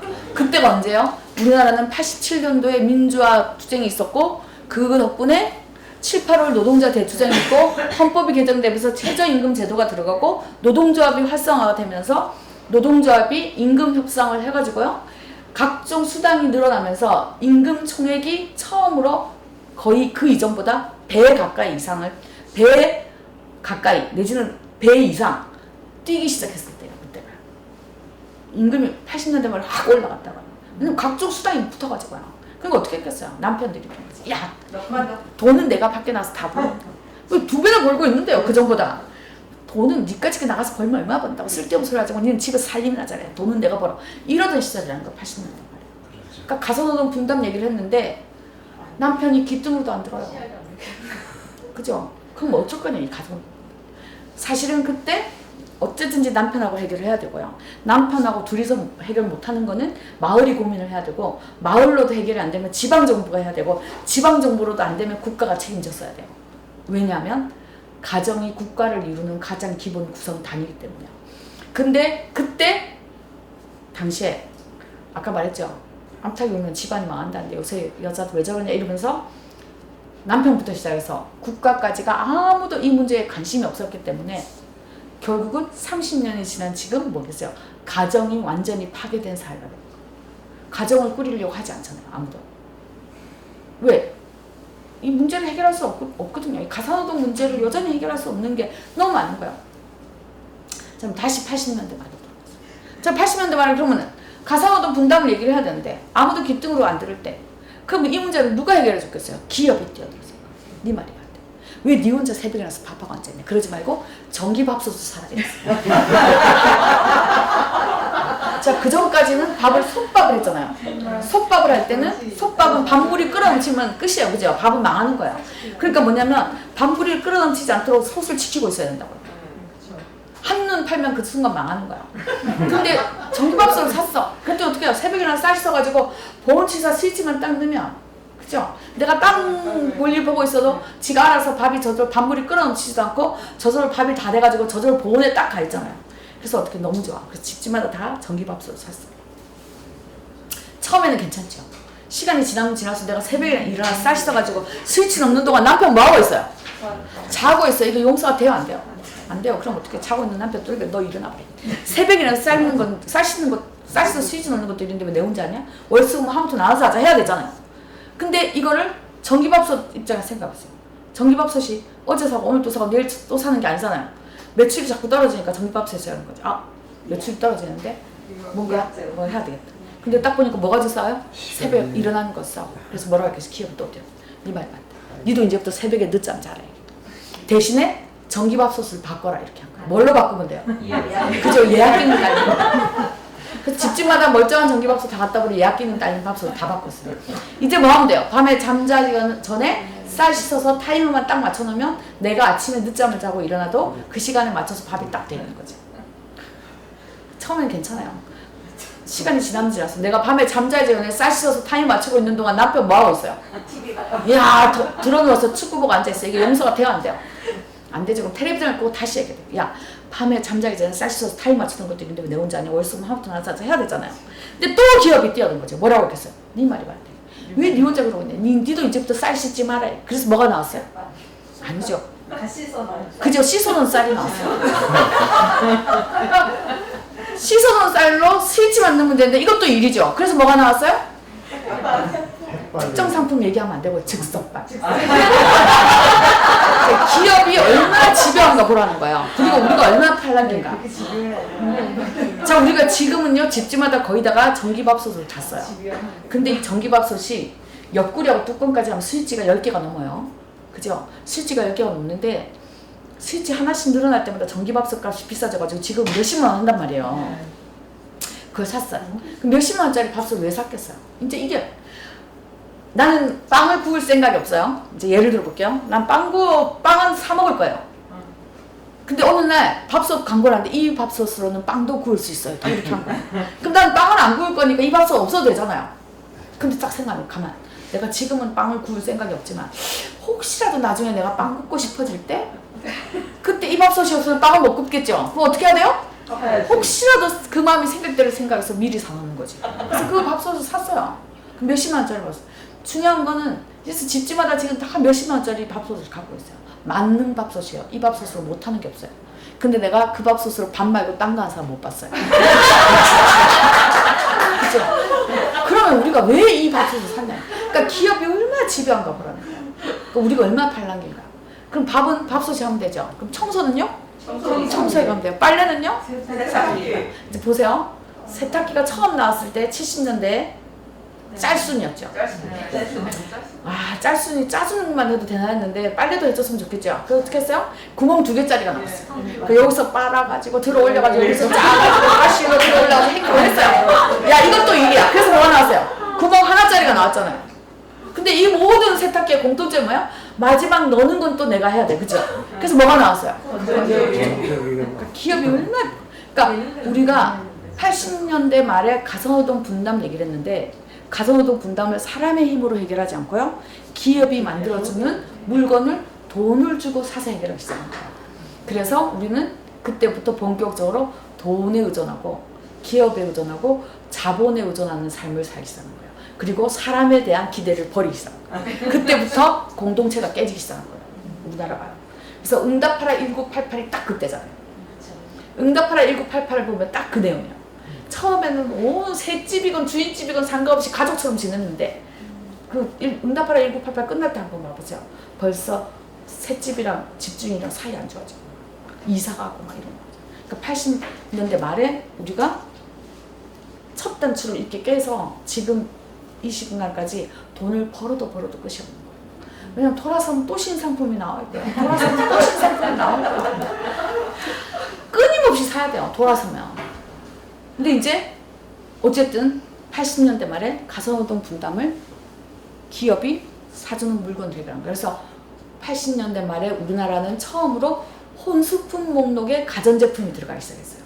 그 전까지 혼수품 목록에 가전제품은 혼수품이 아니었어요. 뭐였어요? 집에서 허리띠를 조여매고 알뜰하게 살림해가지고 돈 모아가지고 그 돈으로 하나씩 장만하는 거라고 생각했죠. 근데 80년대 말서부터는 가전제품이 필수 혼수품입니다. 자, 근데 밥은 밥솥이에요. 청소는 청소기가, 빨래는 세탁기가요. 우리나라 근데 밥상에 밥만 있으면 안 되죠. 뭐도 있어야 돼요? 반찬도 있어야 돼요. 그래서 이제 보면 드라마나 이런 데 보면 여성들이 있잖아요. 퇴근길에 장을 봐가지고 헐레벌떡 집에 들어와요. 그래서 이 여성이 퇴근길에 장을 봐가지고 퇴근해 왔다라는 거 보여주려고 항상 가방에 뭐 꽂아놨어요? 그죠? 대파가 꽂혀.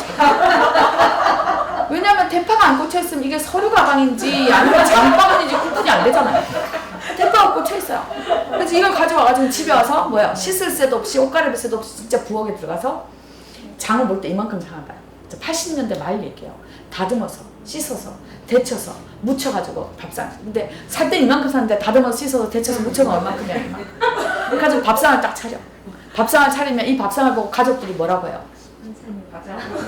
내가 토끼냐? 내가 무슨 젓가락 갈 데가 없다 이러고요. 성질 고약한 남편들 뭐라고 해요? 이래요.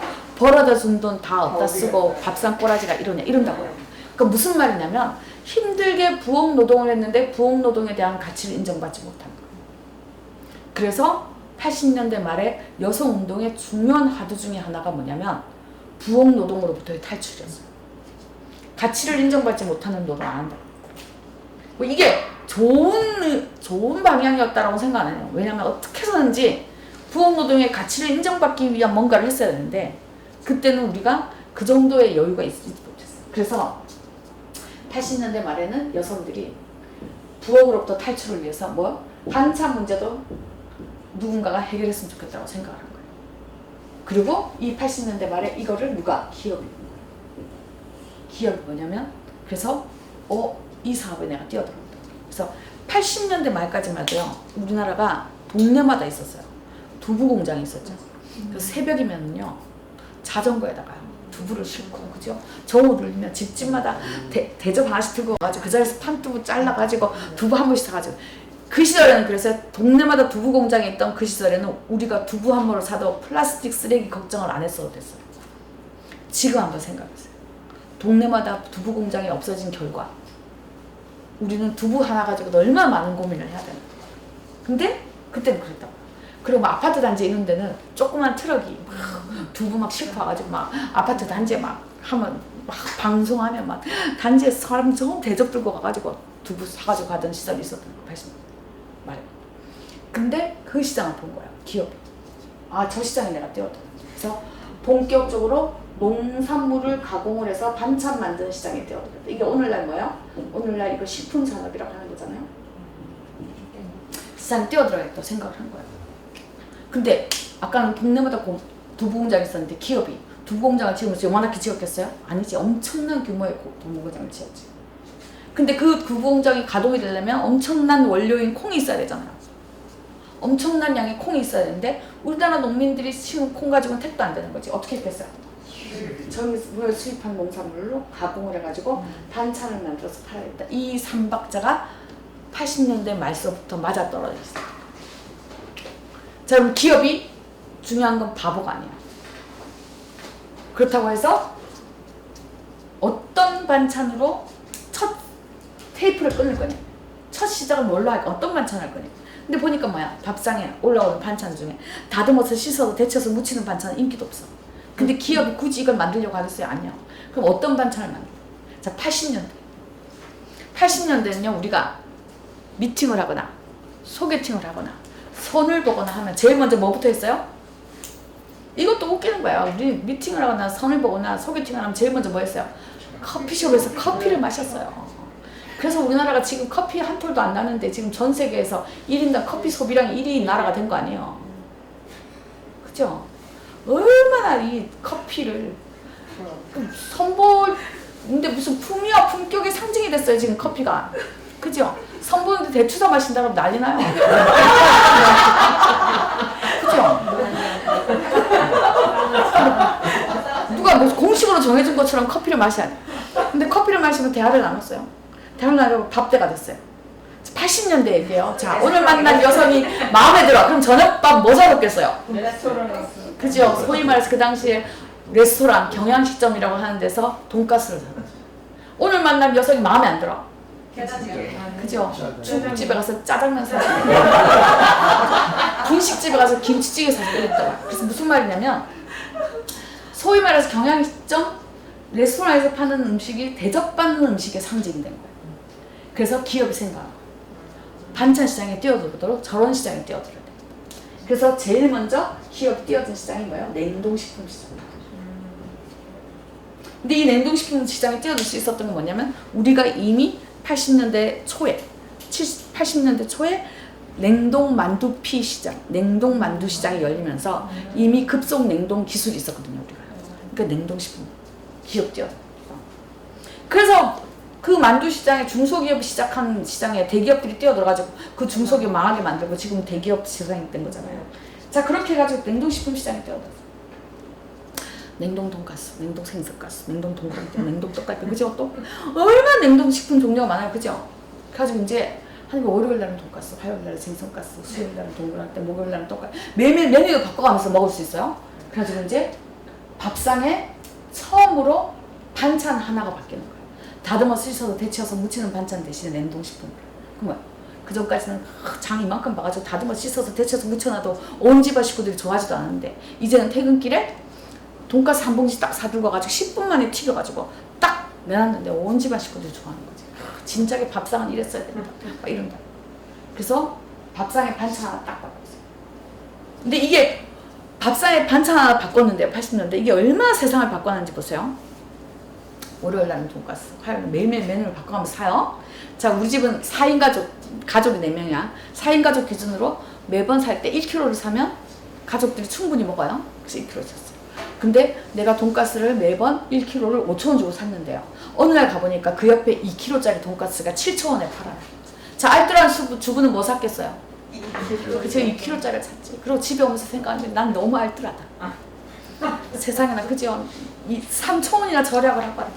그래서 내가 딱 했어요. 그래서 이제 1kg는 저녁 때 먹었어요. 근데 1kg가 남았어요. 돈가스 1kg는 한 이 정도 돼요. 그럼 1kg 남은 거 이거 어떻게 해야 돼요? 냉동실에 넣어야 돼요. 자, 80년대 말에 우리나라의 일반 가정의 평균 냉장고 크기가 얼마였을까요? 180에서 250이요. 딱 요만했죠. 그럼 냉동실 크기가 얼마나 있겠어요? 이만해요. 냉동실에 돈가스 1kg 늘려보니까 어때요? 자리가 없어요. 그러면 우리 집 냉장고는 자리가 없으니 그때그때 1kg짜리 먹고 말아야 되겠다 라고 결심을 해서 얼마나 좋았겠어요. 그죠? 그렇지 않죠? 뭐야? 내가 알뜰한 주부가 되는데 뭐가 지금 협조를 안 해줘요? 냉장고가 협조를 안 해줘요. 그래서 어떻게 했어요? 과감하게 냉장고를 바꿨죠. 그래서 350에서 450짜리 냉장고가 유행을 하기 시작했어요. 그래서 집집마다 냉장고를 다 바꿨어요. 근데 이제 그러고 나니까 알뜰한 주부가 될 수 있는 길이 넓어졌으니까 이제 얼마나 열심히 샀겠어요? 산 어느 순간 이 냉장고가 손가락 들어갈 데 없이 꽉 찼어요. 그러면 이제 손가락 들어갈 데 없이 꽉 찼으니 이제는 그만 장보고 냉장고에 있는 걸 꺼내 먹어야 되겠다고 결심을 했으면 또 얼마나 좋았겠어요. 그죠? 근데 그게 아니죠. 내가 알뜰한 주부가 되려면 할 일이 아직도 많은데 뭐가 협조하죠? 지금 냉장고에 협조를 안 했어요. 그래서 뭘 했어요? 그래서 그 옆에 뭘 사기 시작했어요? 김치 냉장고. 그래서 우리나라가요 80년대 말까지만 해도 아직까지 찬장 문화가 남아있던 나라예요. 근데 그 찬장 문화가 완전히 사라지고 집집마다 냉장고 2개까지 가는데 10년이 안 걸렸어요. 순식간에 바꿨다는 거예요. 근데 어느 순간 보니까 김치 냉장고도 손가락 들어가서 꽉 찼어. 그래서 어떻게 했겠어요? 또 350에서 450짜리 냉장고를 과감히 갖다 버리고 거기다가 600에서 700짜리 양문형 냉장고를 갖다 놓은 거예요. 근데 거기도 손가락 들어갈 데 없이 꽉 찼죠? 그래서 어떻게 했어요? 요새 막 그냥 업소용 냉장고 같이 문 4개 달린 뭐 이따만한 것부터 시작해서 뭐 냉동고까지 막 엄청나게 갖다 놓잖아요. 그죠? 근데 더 중요한 건 거기에도 손가락 들어가서 지금 꽉 찼다는 거예요. 그죠? 근데 더 놀라운 게 뭐야? 밥상을 차리려고 항상 먹을 게 없다는 거야.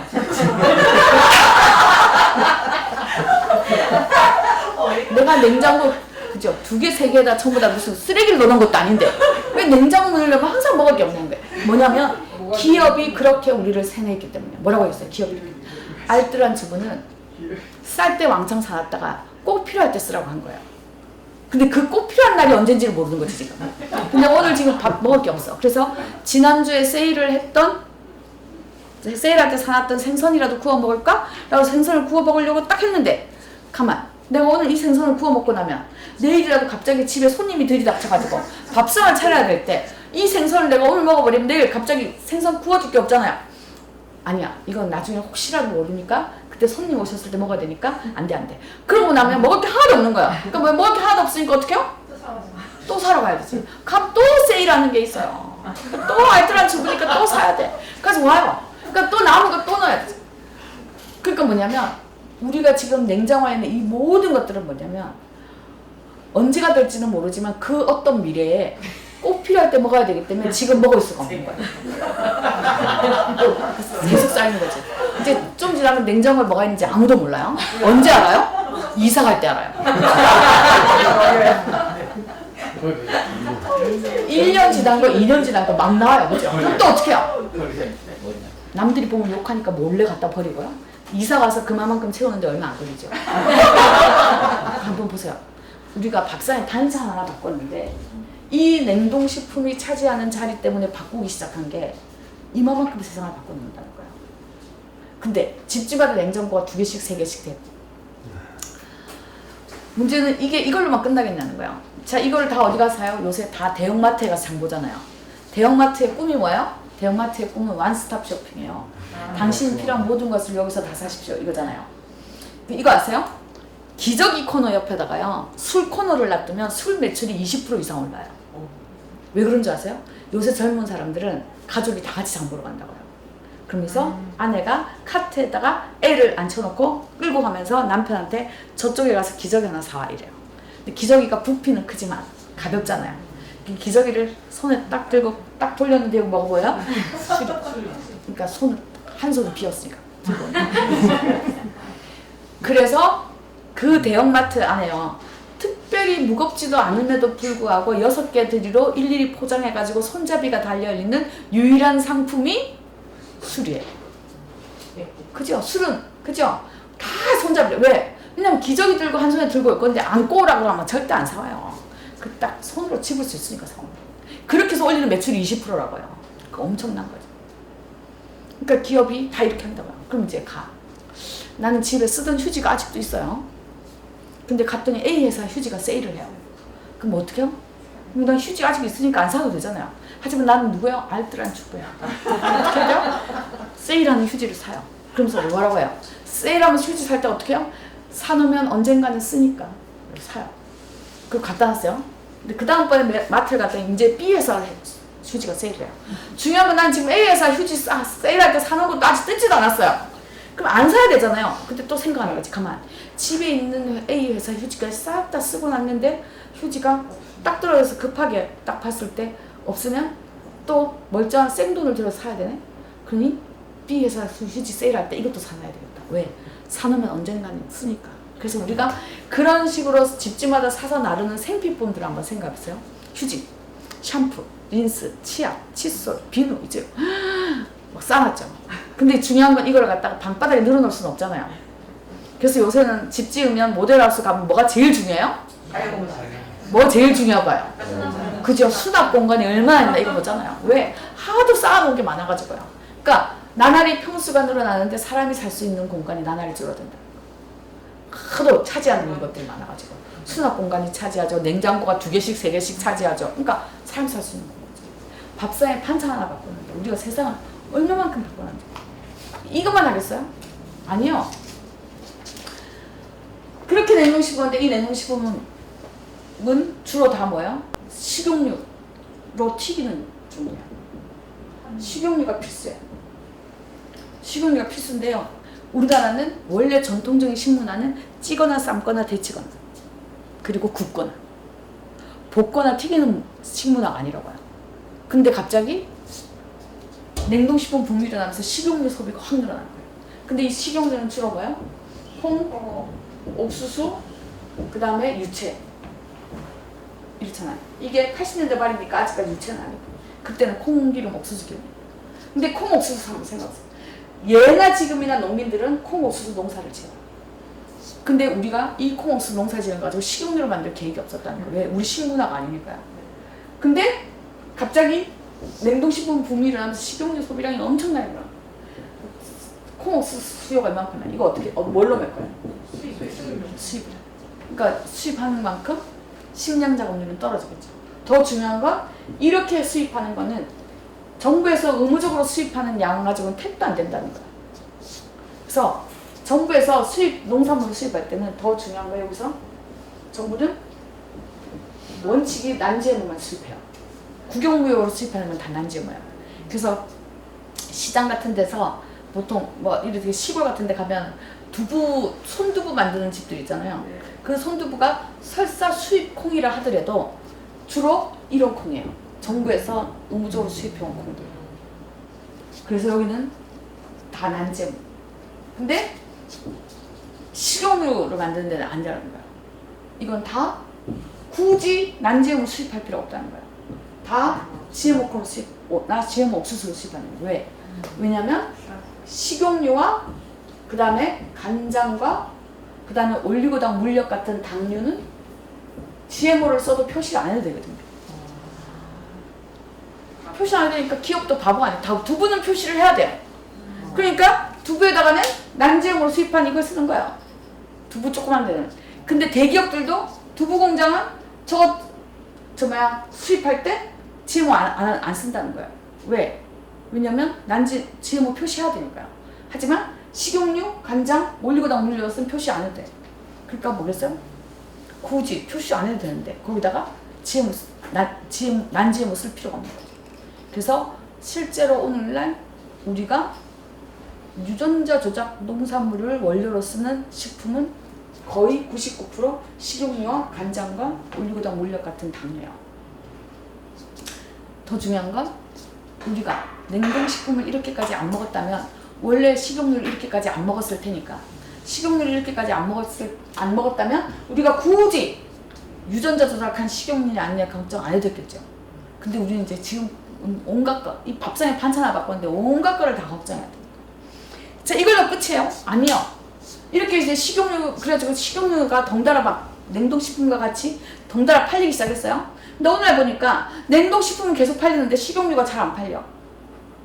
왜가 봤더니 사람들이 식용유가 익숙지 않아가지고 한번 튀기고 나서 기름을 따라놨다가 또 쓰고 따라놨다가 또 쓰고 그래서 이제 막 했어요. 한번 튀긴 식용유는 산패된 거니까 버려야 된다. 그 사람들이 봤는데 한번 튀겼는데 멀쩡해. 뭐 이거 가지고 버리라고 할까. 한 번만 더 써도 되겠지로 안 버리는 거예요. 그래가지고 뭘 했어요. 90년대 들어서 우리나라가 어느 날 갑자기 9시 뉴스에 학교 앞 분식점을 집중 단속해가지고 이걸 뉴스로 계속 내보냈어요. 나중에 프로까지, 텔레비전 프로까지 만들었죠.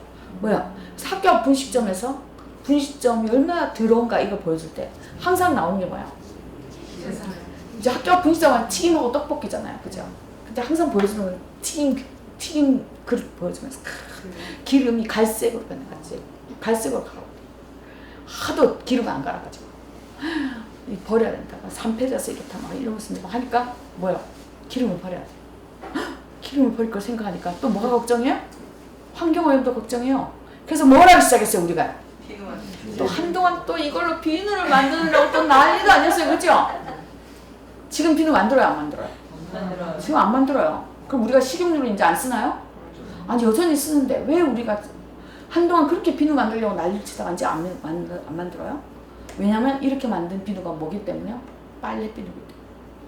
지금 빨래는 누가 한다고요? 세탁기요. 그죠? 빨래는 세탁기가 하는 시대에 살아. 우리가 지금 빨래비누를 폐식용유로 빨래비누 만들다가 빨래비누에 치여 죽게 생겼어요. 그러니까 안 만드는 거예요. 이제 보세요. 그러면 우리가 정말로 환경과 생태계를 걱정한다면 둘 중에 하나는 해야 된다는 거예요. 내가 계속 튀긴 음식을 먹을 거면 내가 만들어낸 폐식용유를 내가 책임져야 돼요. 그러려면 어떻게 해요? 빨래비누 만들어가지고 열심히 손빨래 해야죠.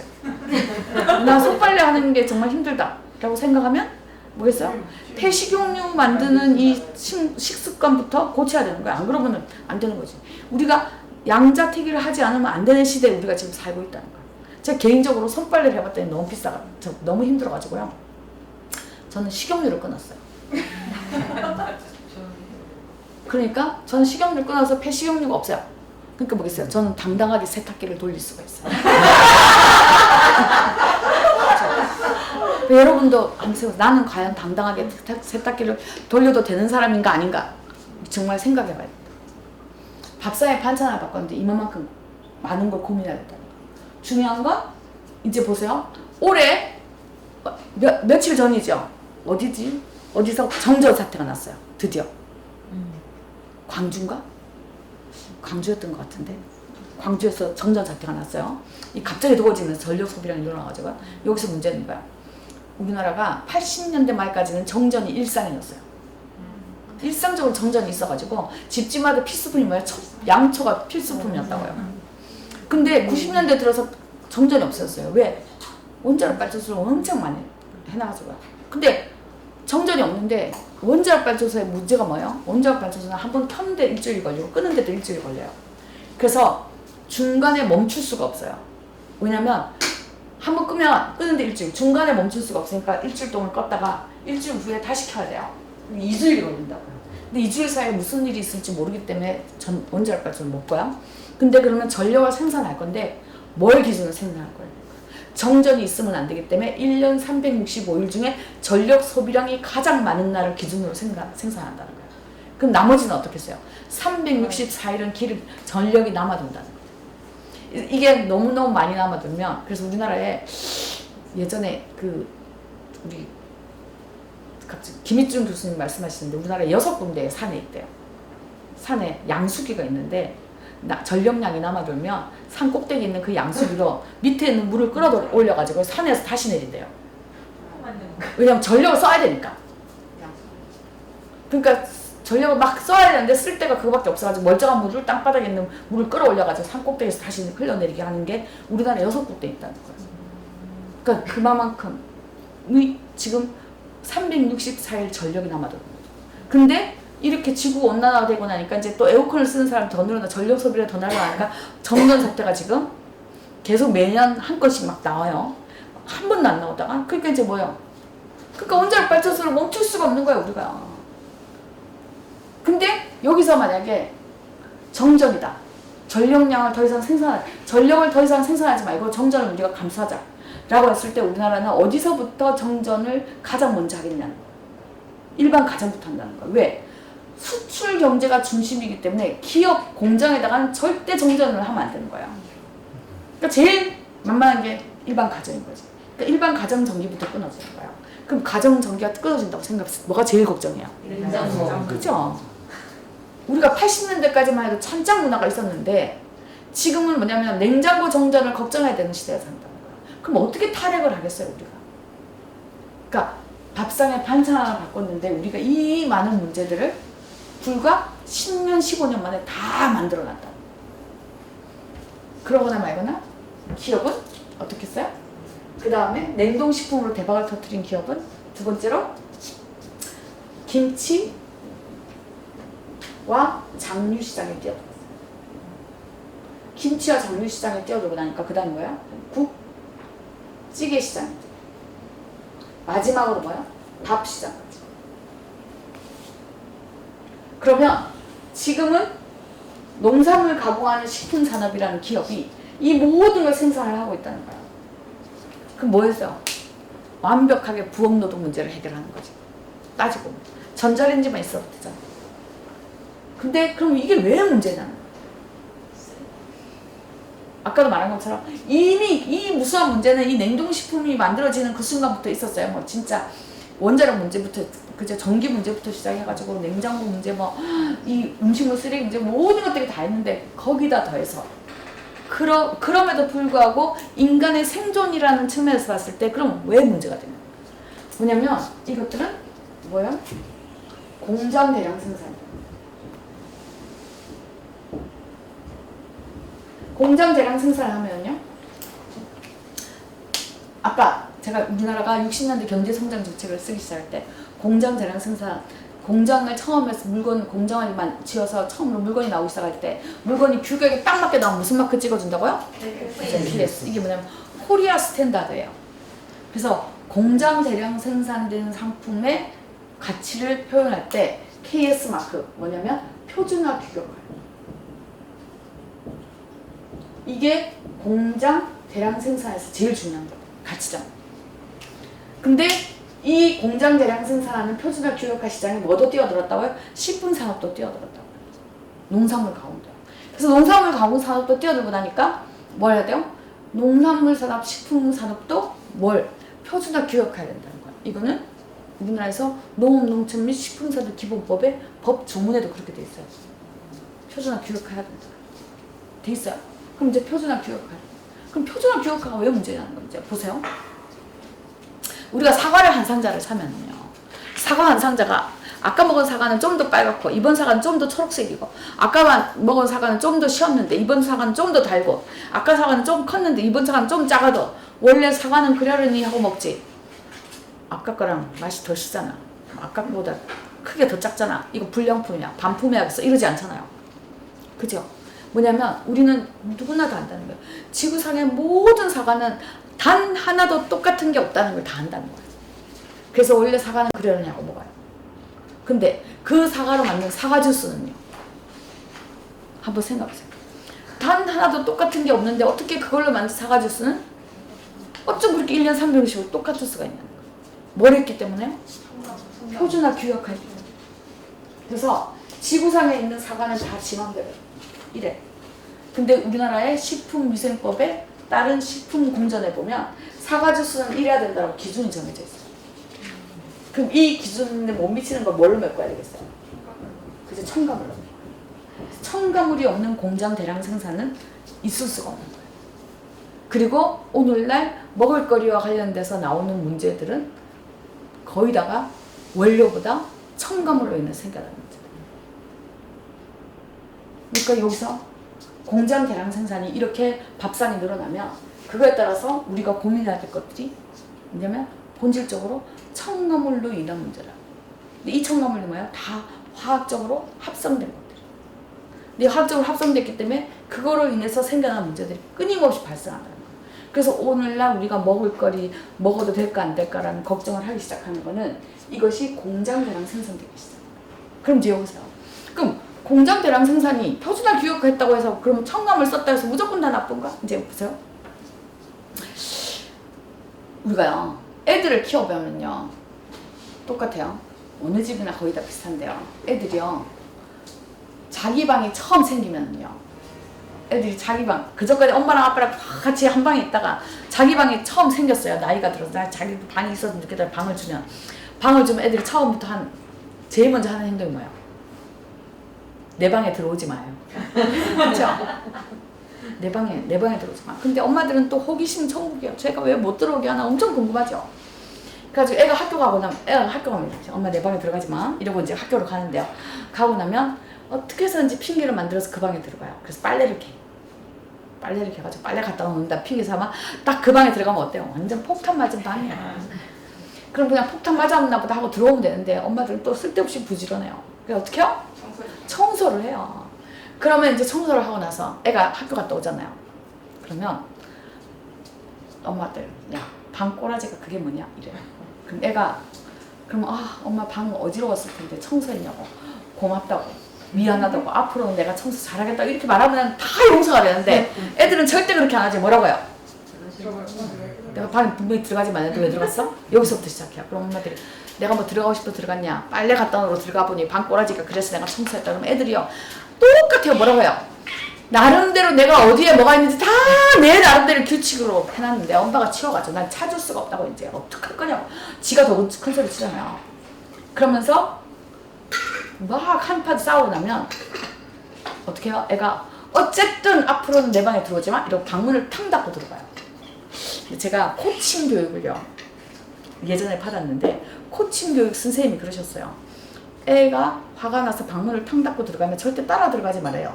왜냐면 이미 기분이 상했기 때문에 이제는 아무것도 대화도 안 되고 훈육도 안 되고 교육도 안 된대. 들어가지 말아요. 이론적으로 완벽하다니까요. 근데 그 순간 이런 하나도 생각이 안 나요. 어떻게 해요? 기어이 방문을 열고 들어가서 이래요.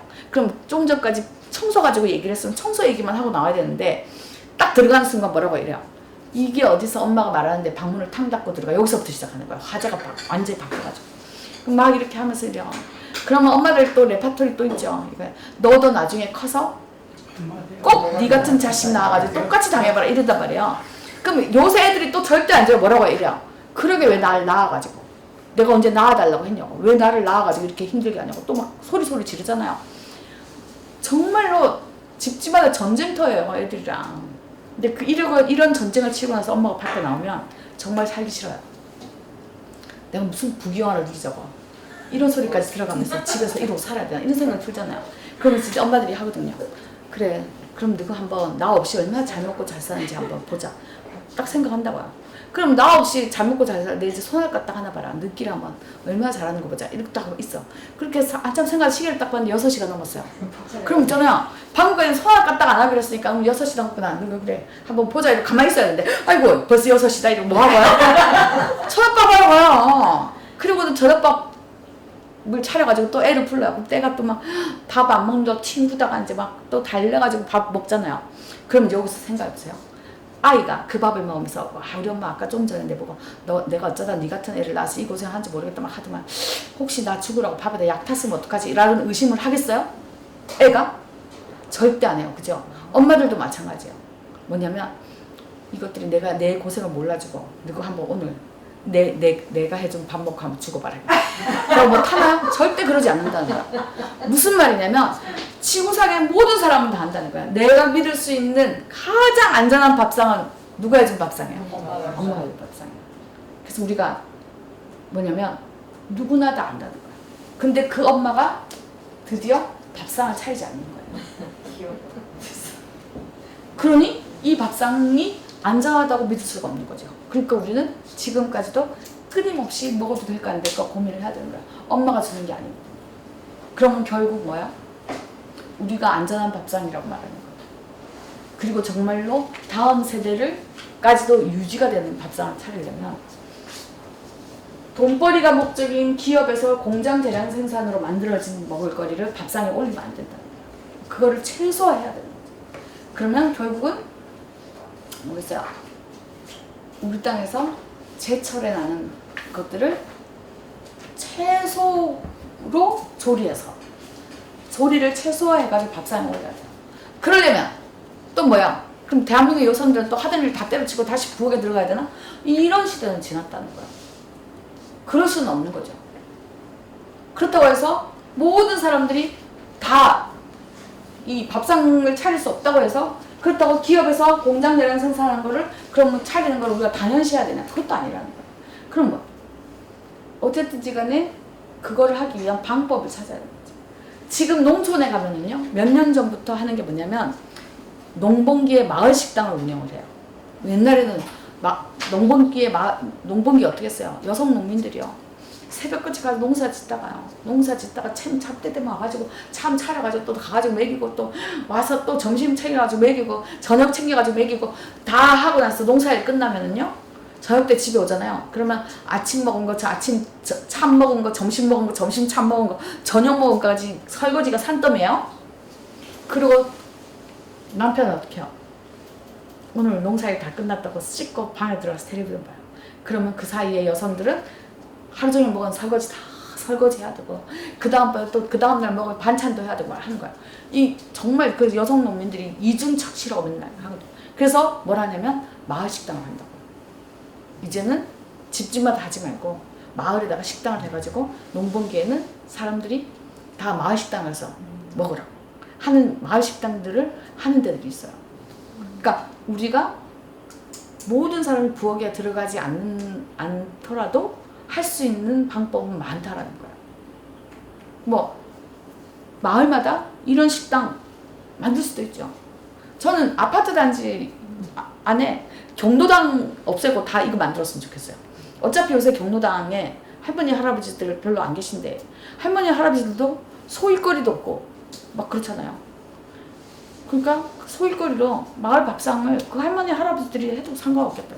그 경로당을 마을 식당으로 해가지고 그럼 한부모 가정들, 조선 가정들, 뭐 그 다음에 맞벌이 가정들 와가지고 애들이 편하게 먹을 수 있는 식당을 만들 수 있어요. 제가 그래서 저는 강북구하고 도봉구에서요. 그래서 재작년에 주민등록을 전라북도 익산에서 서울시 강북구로 옮겼어요. 혹시라도 뭔가 나중에 뭐라도 필요하면 하려고 그 혜택을 좀 받을 수 있지 않을까 주민등록을 옮겼는데 전 광북구하고 도봉구에서 뭘 하냐면 반찬 협동조합을 해요. 그래가지고 여성 농민들이 농사지은 제철 채소를 그냥 왕창 받아가지고요. 그걸 받아서 우리가 직접 조리를 해가지고 회원들한테 배달을 해줘요. 근데 매일 안 해요.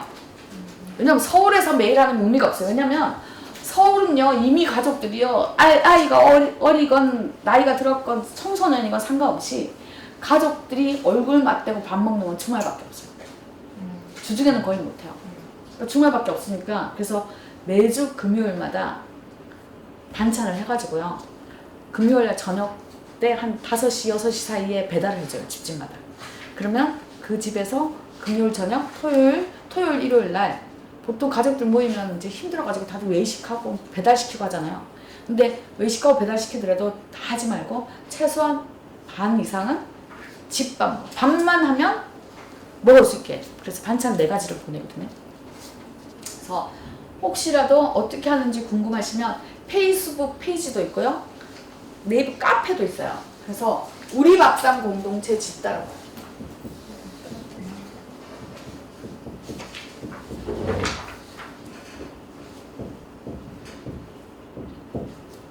네.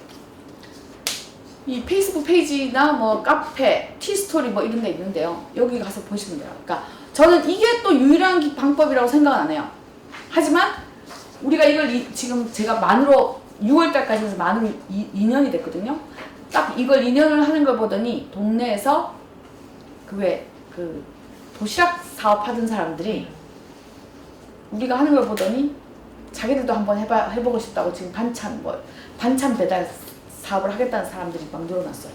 저는 물론 우리 동네에서 하는 거니까 경쟁업체 인셈이잖아요. 근데 저는 그런 경쟁보단 그런 경쟁이 싫다라기보다는 이런 것들을 같이 고민하는 사람들이 더 많았으면 좋겠다고 생각하기 때문에 좋다고 생각하는데 이왕이면 전국적으로 동네마다 이런 것들이 더 많이 생겼으면 좋겠다고 생각해요. 그래서 우리가 방법을 생각을 하면 얼마든지 무궁무진하게 생각할 수 있다. 안 하려고 생각하니까 편하려고 생각을 하면 이게 제일 편해요. 하지만 이 편한 것은 절대 지금 현재 지구에서 일어나고 있는 이 많은 문제들을 해결할 수 있는 해결책이 아니다라는 거예요. 이거는 다음 세대를 약속할 수 없는 거죠. 우리가 다음 세대까지도 약속을 하려면 정말 우리 땅에서 제철에 나는 것들로 밥상을 채우기 위한 노력을 해야 되는 거고, 이렇게 할 수 있는 방법은 우리가 찾아보면 다양하게 있다. 저는 강북구 도봉구에서 배달하는 거를 한다. 짓다. 그래서 이런 것도 다른 동네에서 할 수도 있다고 생각해요.